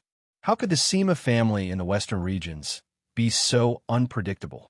Tao Disong didn't reveal his true intentions. He just looked at Madame Chai, who was 8 years older than him. Madame Chai seemed to realize the truth. She was furious. She scolded. "When did the Sima family ever stop you from being a superior person? They have spent so much effort to cultivate you. Are you heartless and unscrupulous? In the western regions, there is no benevolence, no righteousness, and no loyalty. But don't forget that everyone in the western regions believes in the word trust. No matter how evil you are, as long as you promise something, you will keep your promise. Even the children in the city know this." Tao Disong's face was wooden. "Madam, I have respected you since I was young. I have treated you like a female bodhisattva." Madame Chai said angrily, "Shut up." She suddenly stood up and grabbed the oxhorn bough. In an instant, the bough was drawn to the shape of a full moon. It was clear that her martial arts cultivation was indeed one of the best in the city. Tao Disong didn't care about that huge bough at all. He didn't care about that sharp iron arrow that was ready to be shot out. He only looked at Madame Chai and murmured, "When I became sensible, especially when I found out that I was more talented in martial arts than all the men in the family, I told myself that one day I would make Madame Chai's life less tiring." Su Fengyin muttered under his breath, "You're trying to say that you won't be so lonely, right?" He emphasized the word lonely. When Madame Chai heard this, she was so angry that she almost turned around and shot this guy to death. Tao Disong looked up to the sky and laughed. He laughed until tears came out of his eyes. He raised his arm and wiped his eyes. He looked at Madame Chai's face, and his eyes began to emit a man's unique passion. "Madam, why do you have to live such a tiring life? In 5 years, I will be in the top 3 of the inner city's top 3. In 10 years, I, Tao Disong, will be the #1 expert in the inner city. 5 years later, I will be 35 years, and you'll be 43. You won't be old, and you will look like a woman in her youth. You are the most beautiful woman in the world. Even if you 10 years later, you will be old, madam, you, the most beautiful woman. Even if you in 10 years, you, inzzzz. Madam Chai was going to shoot an arrow at Tao Disong's face when he moved. Although she wasn't sure if she would succeed, she definitely wouldn't let this ingrate continue talking. However, there was a guy beside her who interrupted her. He said that if Tao Disong told her what was on his mind, he would completely give up. Madam Chai would have a clear conscience after killing her own family. However, she soon regretted it. This Tao Disong, who had been respectful to her like a junior for many years, was actually dead. In her memory, he was still living a bright life in the western region. Therefore, she didn't hesitate to shoot that arrow.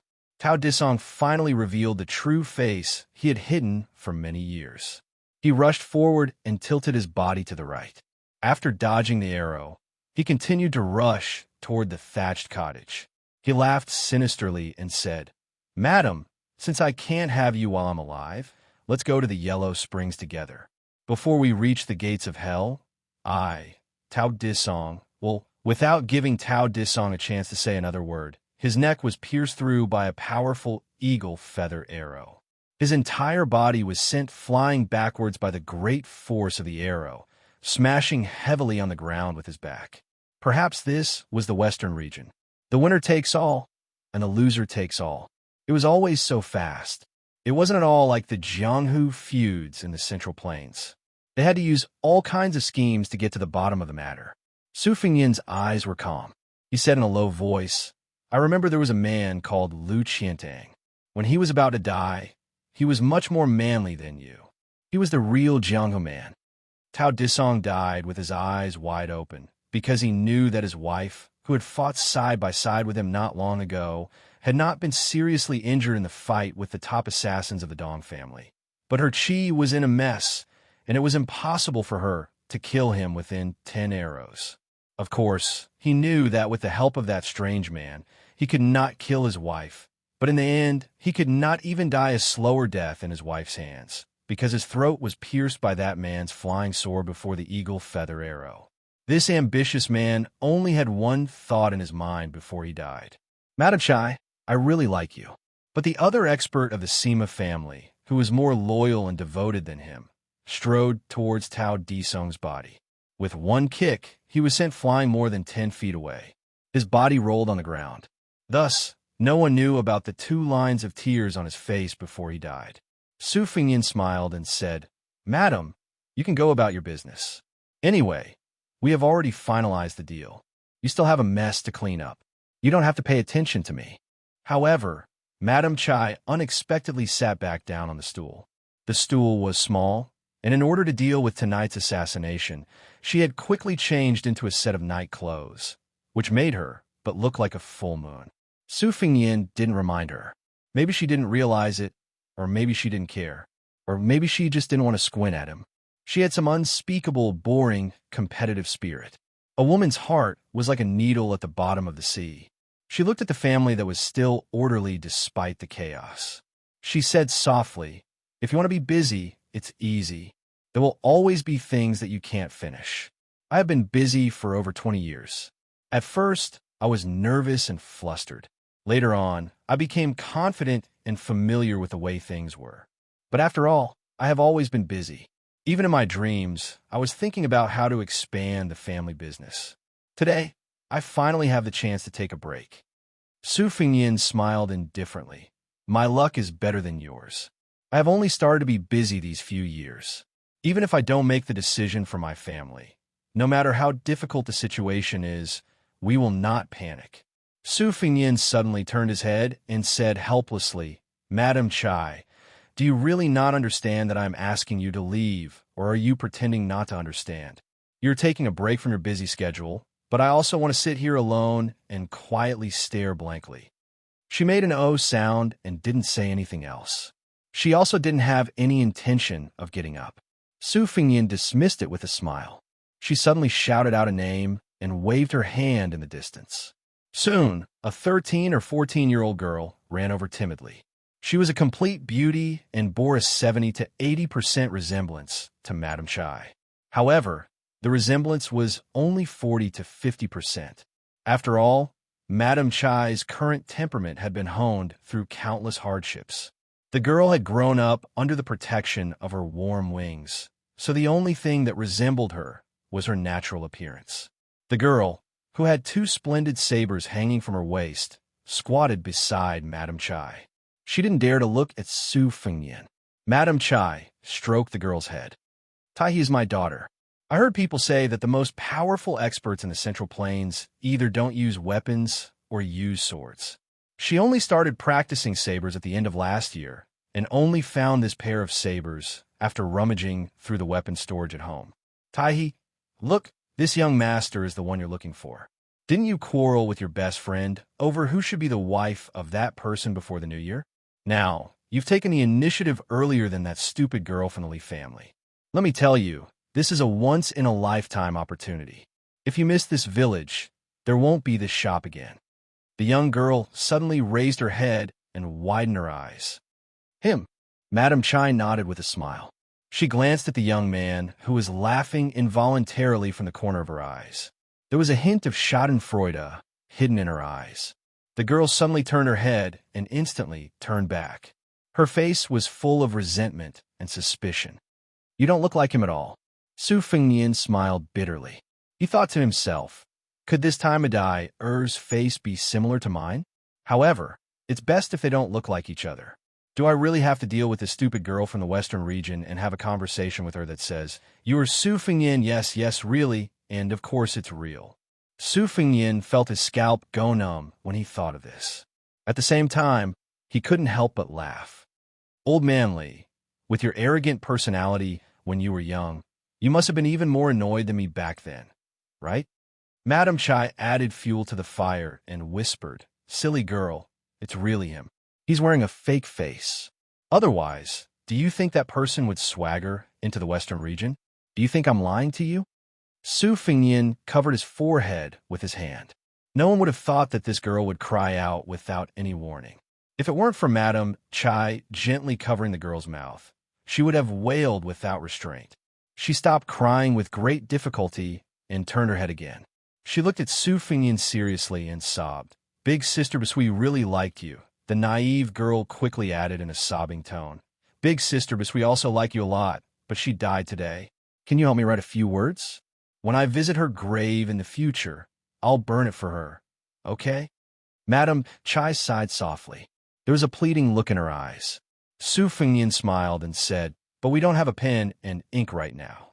Then, the seemingly weak girl cut off a piece of her sleeve and handed it to Su Fingyan. She then asked him to extend his hand. Finally, she used her right hand to cut open a large wound on her left palm.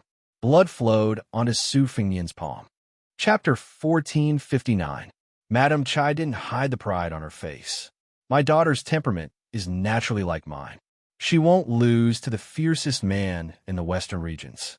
Su Fingyan raised his arm and blood flowed down his fingertips. He wrote the name Sima Bishui on the sleeve. The young girl hurriedly said, "Add your name too." He had no choice but to add the 3 words Su Fingyan. The young girl treasured the sleeve that only had 2 names written on it.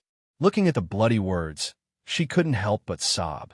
However, she quickly wiped her tears with her arm and pitifully looked at Su Fingyan. "Why don't you write one for me too?" Without waiting for Su Fingyan to speak, she began to cut her clothes in one breath. Then, she made a cut on her other hand. Su Fingyan hurriedly stopped her. He didn't know whether to laugh or cry. All right. I'm afraid of you. Just give me the sleeve." Su Fingyan took the sleeve. His right index finger gently poked the pad of his left middle finger. He wrote, "Su Fingyan, Sima Tieha" on the sleeve. The young girl stretched her neck and stared at the sleeve. She softly said, in between the 2 names, "Add the word gift." Su Fingyan added another word. With the 2 sleeves in her hands, the young girl was satisfied. She carefully put away the sleeve book and solemnly thanked Su Fingyan. Only then did she stand up and leave. With her back to him and her mother, she secretly sobbed as she walked far away. Su Fingyan smiled. Madam Chai, you have a good daughter. Madam Chai nodded. Who said otherwise? My only wish in this life is to not let her live like me. Originally, this wish was almost shattered. Fortunately, Prince appeared here today. She finally stood up. The corners of her mouth held a happy smile. I won't disturb Prince's peaceful cultivation. Su Fingyan raised his head and said, Live well. In her entire life, Madam Chai had never treated a man with such sincerity. Su Fingyan closed his eyes. You must live well in Dunhuang. You must wait for me. In the next 6 hours, the Sima clan had already begun to disperse under Madam Chai's orders. In the meantime, she and her daughter had stood side by side and looked at Su Fingyan, who was sitting under the eaves with his eyes closed from afar. When the cottage returned to silence, Su Fingyan opened his eyes. As expected, the six-jewel bodhisattva did not return with the sword and saber from Mount Lanta'a. In that case, they could only make do with it for now. In the upcoming battle, it wasn't up to anyone to decide who was magnanimous or extravagant.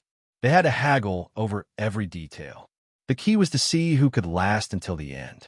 Su Fingyan tore off his face and slowly stood up. His two big sleeves fluttered in the wind. In the light, he looked like an immortal who was free and unfettered in the mortal world. Su Fingyan raised an arm. The whole city was filled with swords. Long swords, short swords, ancient swords, new swords, all of them flew over and chirped cheerfully. In a straight line in front of him, the swords were connected head to tail. They were arranged in a row and hovered in the air. There was once an old man who dripped water on a path in the rain to form a sword.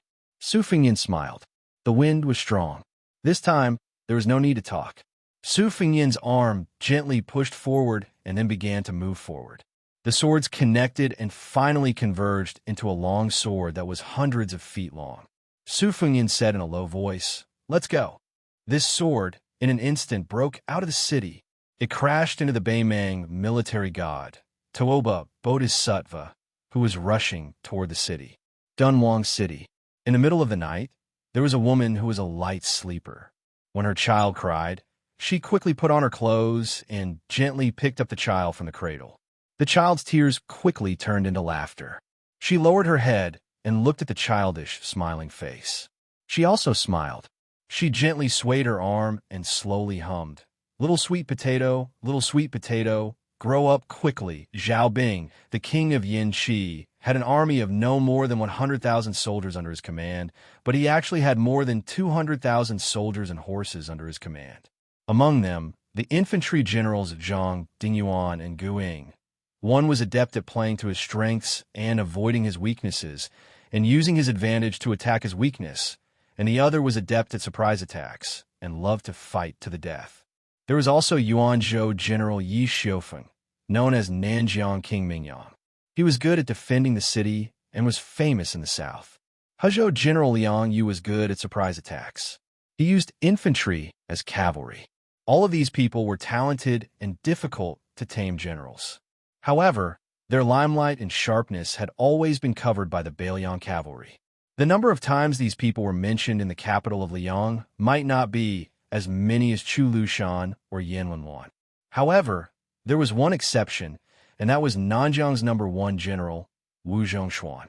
This old general not only commanded half of the soldiers and horses in the north of Nanjiang, but he also had the only cavalry in Nanjiang. At that time, His Royal Highness Zhao Zhu led thousands of cavalry to Guangling to help the king quell the rebellion. To be precise, he borrowed part of the soldiers and horses from Wu Zhongshuan. Wu Zhongshuan and Nailan Yusi became Zhao Bing's left and right arms. However, compared to Nailan Yusi, who was almost blindly trusted by the king of Yanqi, Wu Zhongshuan, who commanded the troops outside, paled in comparison. Among his 3 sons, the eldest and youngest were left in the territory under the jurisdiction of the king of Yanqi. Only one son, born of a concubine, followed by this old man. He also did not join the army. He ate, drank, whored, and gambled, and was the leader of the northern part of Nanjiang. It was rumored that once he took advantage of the opportunity when his father was patrolling the northern border to sneak into the south with more than 100 elite private retainers to show off. In the end, he was beaten to a pulp by His Royal Highness. That was not all. After he was beaten silly, no one knew who came up with the bad idea, but he actually went to the king's mansion to make a scene. After everything calmed down, outsiders did not know the inside story. Nanjiang only knew that the king of Yin Qi's third son, Zhao Yu, who held an important position in the army in the north, was recalled to the south. In any case, since then, Wu Zhongshuan rarely returned to the south. He wholeheartedly guarded the northern part of Nanjiang. A group of more than 20 riders stopped their horses and raised their whips on the south bank of Guangling River. They looked at the rolling river flowing east, like the most spectacular white silk in the world undulating with the wind.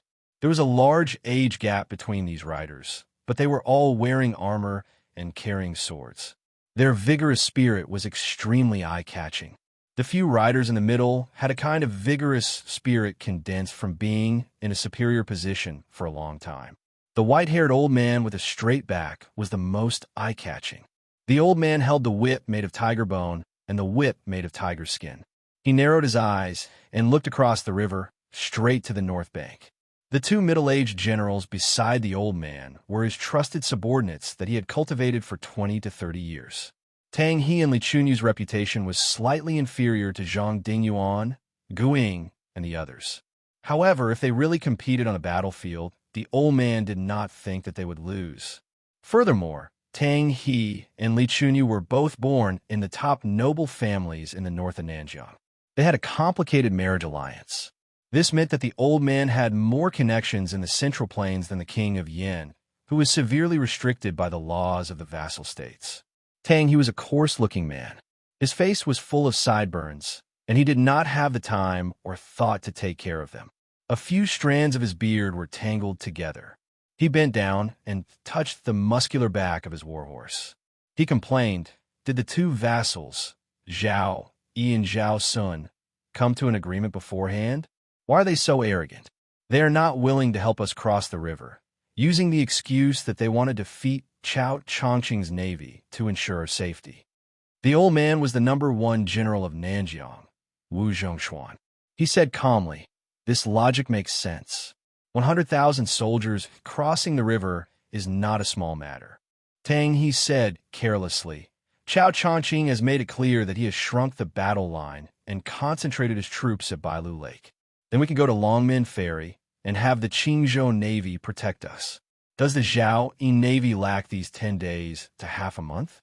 Otherwise, we can cross the river from the estuary of Guangling. Chao Chongqing's warships can't climb onto the shore, go around the Zhao Yi Navy, and then jump into the river to stop us, right? These bastards just don't want to see our Nanjiang elite troops successfully cross the river."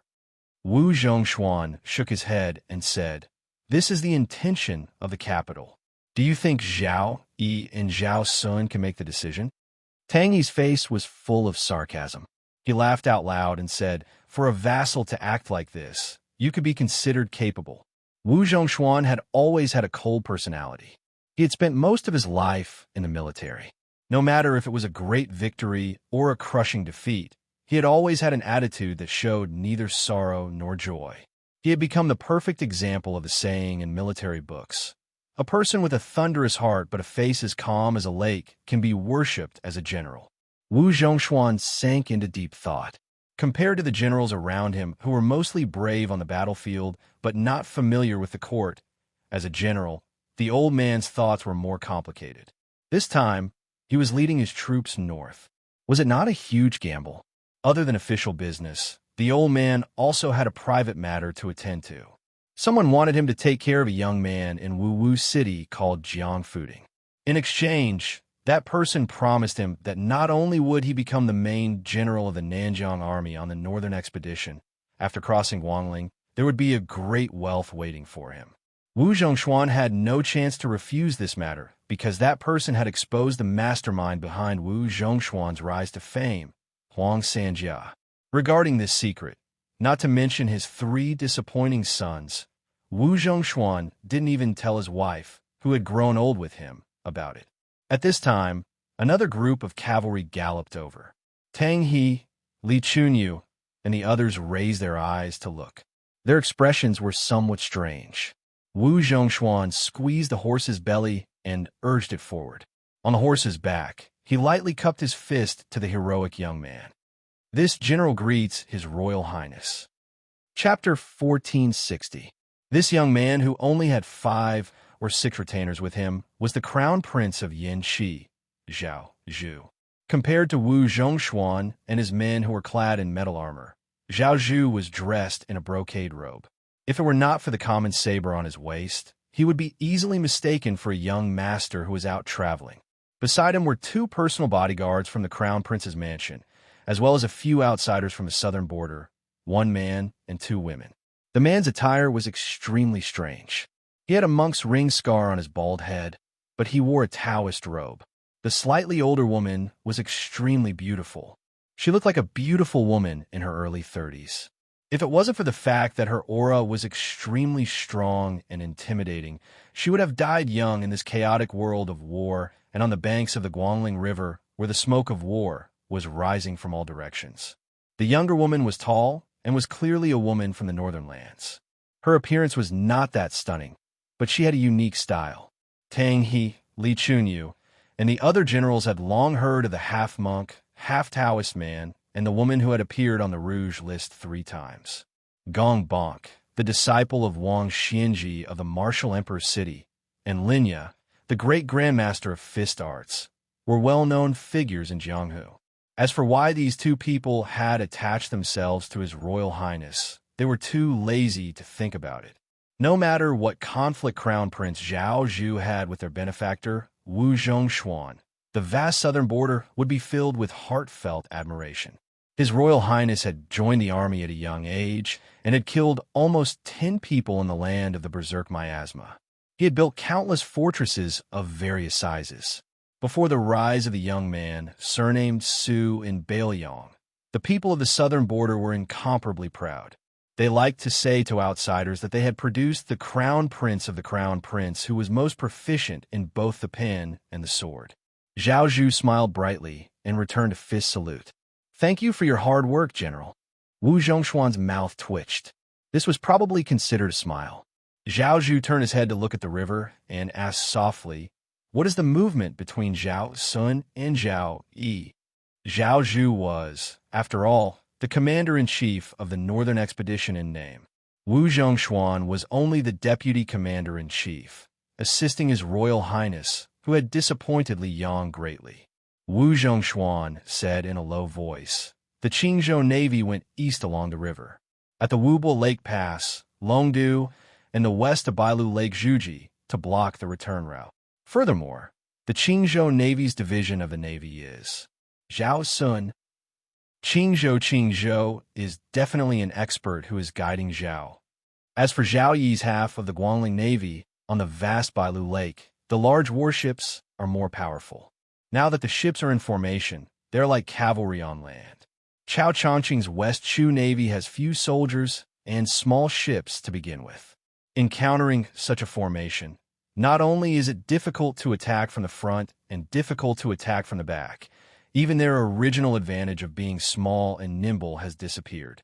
Zhao Zhu nodded and seemed to ask casually, "In the late spring, what is the weather like at Bailu Lake? What is the wind direction?"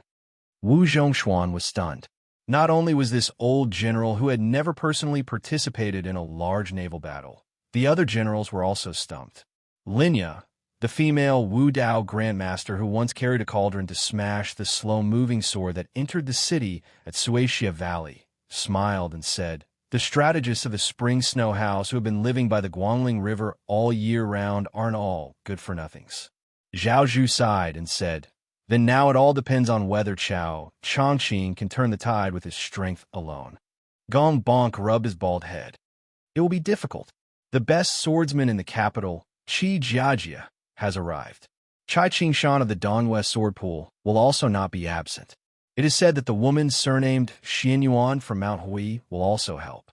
In addition to Zhao Go, who has turned out in full force, killing Chao Changqing is out of the question. But if we talk about blocking a few of them, it will not be difficult." Wu Zhongshuan's cavalry unit bid farewell and left. Zhao Zhu remained on the riverbank for a long time. He shook his head and lowered his head to look. The saber at his waist was tied with a thin string to a worn-out money pouch. His Royal Highness muttered to himself, "If there is a day when the country belongs to me, Zhao Zhu, and the Jianghu belongs to you, Su Fengyan, then it will not be in vain that we two brothers met at Dantong Pass." He reached out and grabbed the cloth pouch that he had sewn and mended many times. He gritted his teeth and said in a low voice, "The one surnamed Su, no matter what difficulties you encounter, don't die. You're the only brother I will recognize in my life. Don't try to be a hero. If worst comes to worst, you can come to my place.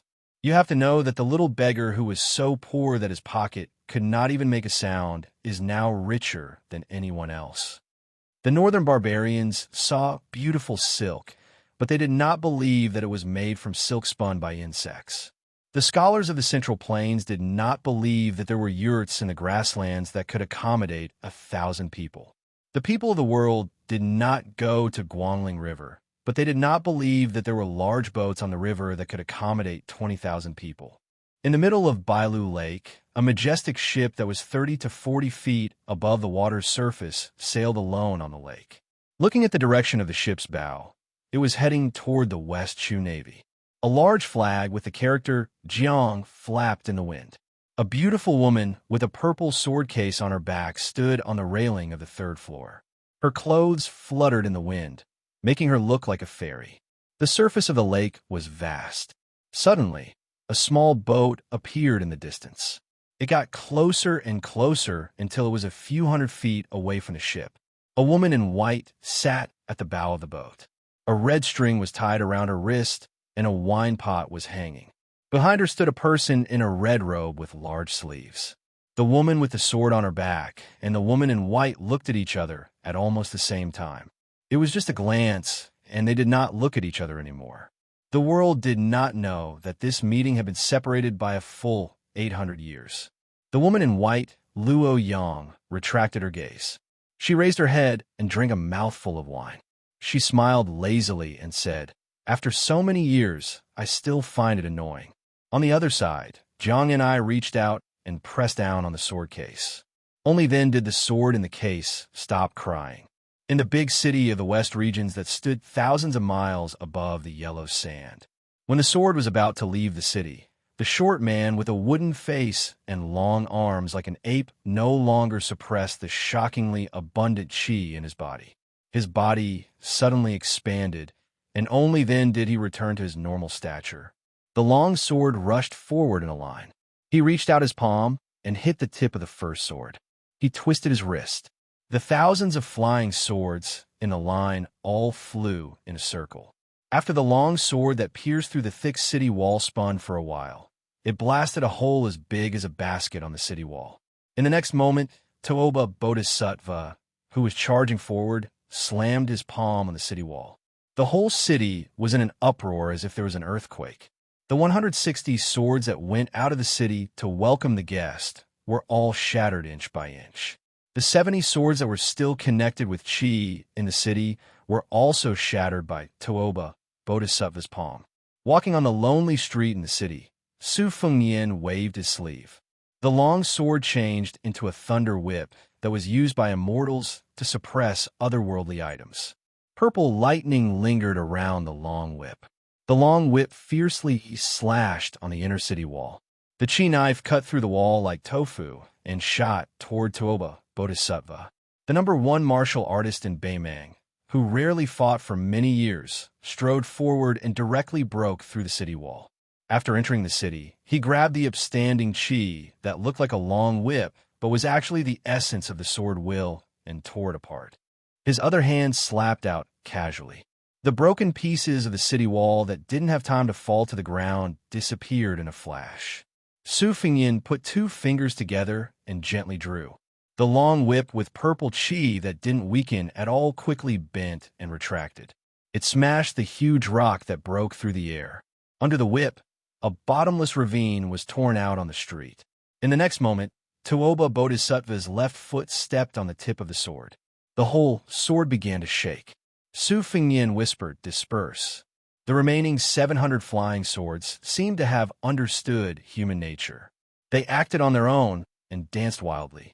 After the movement, there was silence. The 700 flying swords stopped in the air and formed a semicircular formation.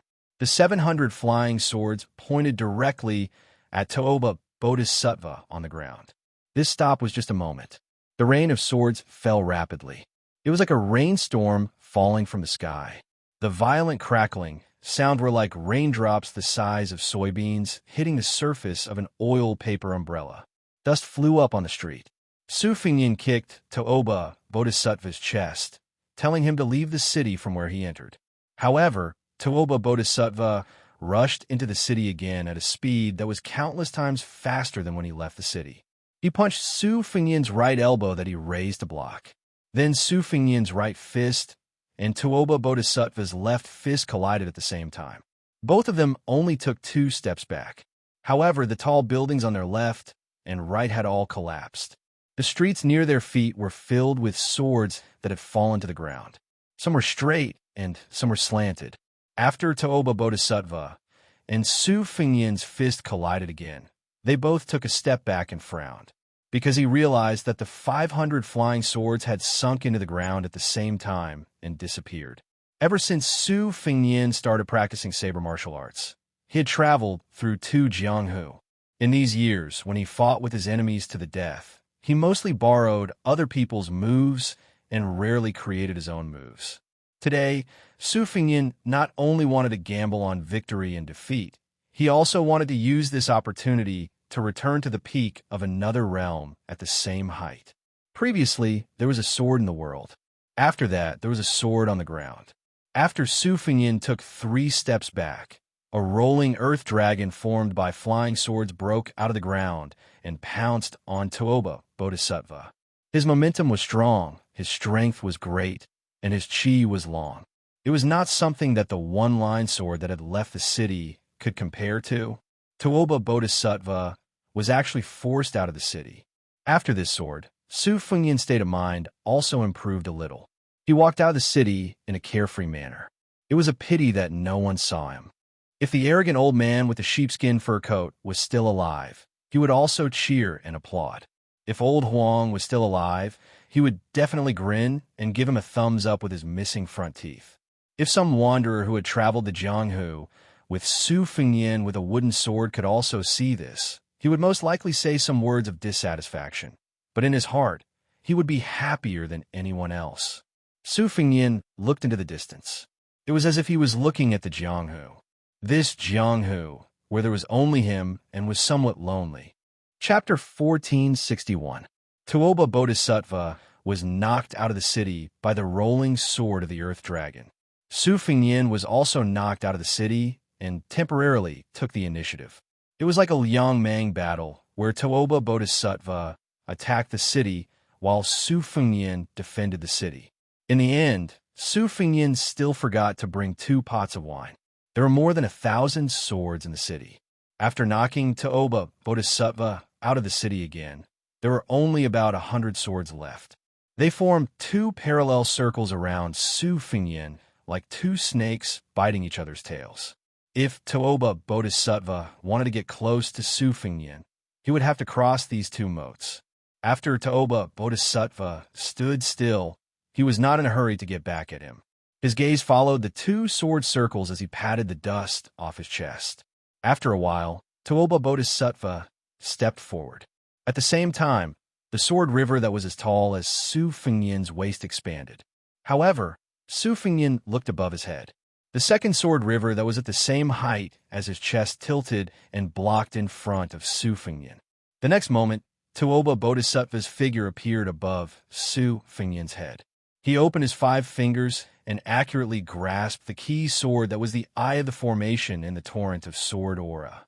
When the long river of sword formation was slightly stagnant, Toba Bodhisattva took the opportunity to stab down.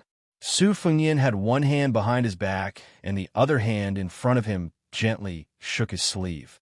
More than 40 flying swords appeared on the sword bodies like red snakes that were as thin as needles. When Toba Bodhisattva broke through the formation and stabbed down with his sword, Su Fengyin gently moved 2 steps to the right and controlled more than 40 flying swords to hover behind Toba Bodhisattva. Then he stretched out the hand behind him and dodged the attack. He pressed his palm on Toba Bodhisattva's chest, who had not yet landed on the ground, and pushed back with his palm, pushing Toba Bodhisattva more than 10 feet away. During this time, Toba Bodhisattva's back kept colliding with more than 40 sharp swords. The sound of the flying swords shattering was like a landslide, and the red snakes that coiled around the swords turned into fine powder.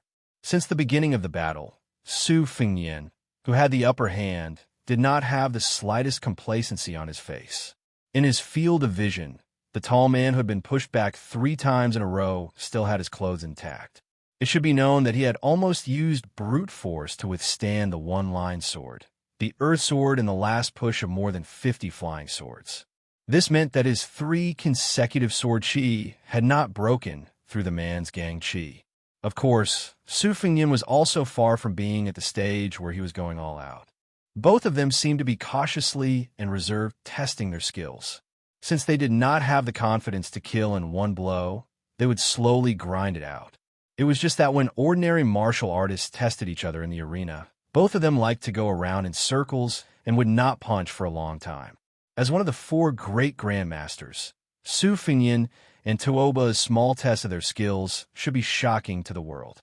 Bodhisattva Toba was still holding onto the sword that belonged to an unknown swordsman in the city. He lowered his head and looked at it. There were red threads circling around the sword. It was the floating sword aura left behind by Su Fengyin. It was also the unique supreme art of the mysterious finger-killing celestial phenomenon from Handiao Temple in Liyang. Toba slightly increased the strength of his 5 fingers holding the sword. The tiny red snakes parasitized on the sword trembled for a while before disappearing in a puff of smoke in an instant. Toba did not break the sword directly. Instead, he gently tossed it back to Su Fengyin. This silent action was extremely conceited. You, Su Fengyin, have crossed paths with the 2 sword gods of Liyang, Li Chungang and Dong Tai. Now that both sword will and sword art can be said to be one of the best in the world, then you can show it to your heart's content. I, Toba, will take it all.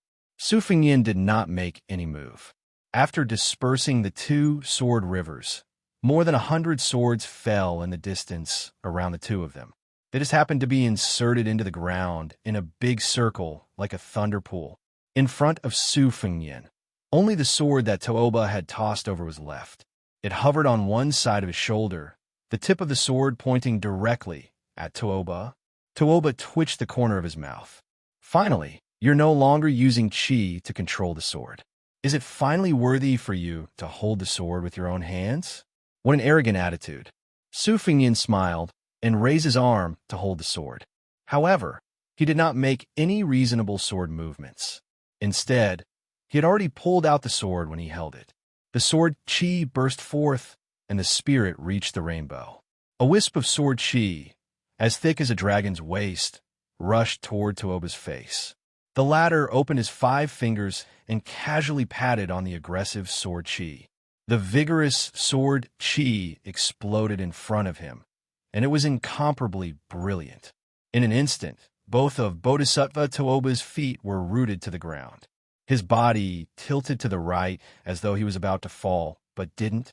A ray of light and shadow flashed past his heart where he originally stood, and a thunderous boom erupted 1,000 feet away.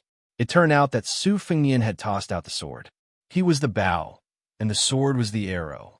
At that time, before Su Fengyin rushed to the west of Qingsong City to fight with the sword chi, Lu Gui's army had once used ballistas and huge arrows to block the purple chi from the east. The arrows were said to have a monstrous power of sword immortal. When he was young, he read a poem that said, "It's better to get the form than the momentum, and it's better to get the momentum than the rhythm." Therefore, there was a saying that the spirit could be written with the form to be vivid. Su Fengyin naturally did not reach the realm of Confucian sage. However, after meeting Xianyuan Jingcheng, Chao Chongqing, and Xie Guaning, he had long understood a truth. The book not only contained the Yin Ruyu's golden house, but also the celestial state. When Tuoba dodged the arrow, he went to the edge of the thunder pool and quickly pulled out a sword from the ground. He swung his arm and drew a semicircle. Then, he threw another sword at Tuoba. The power of the arrow was comparable to the Earth Immortal's sword. Although the momentum and force were slightly inferior, it could not withstand the speed and frequency of Su Fengyin's sword. Regardless of whether the arrow missed or whether Tuoba dodged, Su Fengyin was like a diligent old farmer who was harvesting crops in autumn. He pulled out his sword one by one, drew a semicircle with his arm, and shot out arrows one after another. Su Fengyin knew the root of the problem. This was just a rough immortal's flying sword. It could not be used to take a head from 1,000 miles away. To deal with Tuoba, if he wanted to cause a certain amount of damage, it could not exceed 800 feet. The center of the thunder pool, where Tuoba was just within the range of this attack. Since Bodhisattva Tuoba had shown that he was willing to be the target, Su Fengyin did not mind at all to let this guy fail miserably at such an easy task. More than 100 immortals' flying swords were strung together like a string of arrows. As expected, Tuoba did not deliberately leave the thunder pool. After dodging more than 60 Earth Immortals' flying swords, he was probably a little angry. After that, more than 30 flying swords that were as fast as lightning were mostly smashed by his fists. However, the last 2 swords were only smashed by him. Su Fengyin also used up all his arrows in one breath. The two people's positions did not change. Su Fengyin still had his back to the city, and Tuoba still faced the city gate. Su Fengyin's right arm that had thrown away the sword trembled slightly, but he did not rub it. It was not that he did not want to, but that he could not. He changed his chi at the same time as Bodhisattva Tuoba. However, although the timing of their chi was exactly the same, Bodhisattva Tuoba was still faster than Su Fengyin by a hair's breadth. The seemingly negligible hair's breadth was often the difference between life and death in a fight between great grandmasters.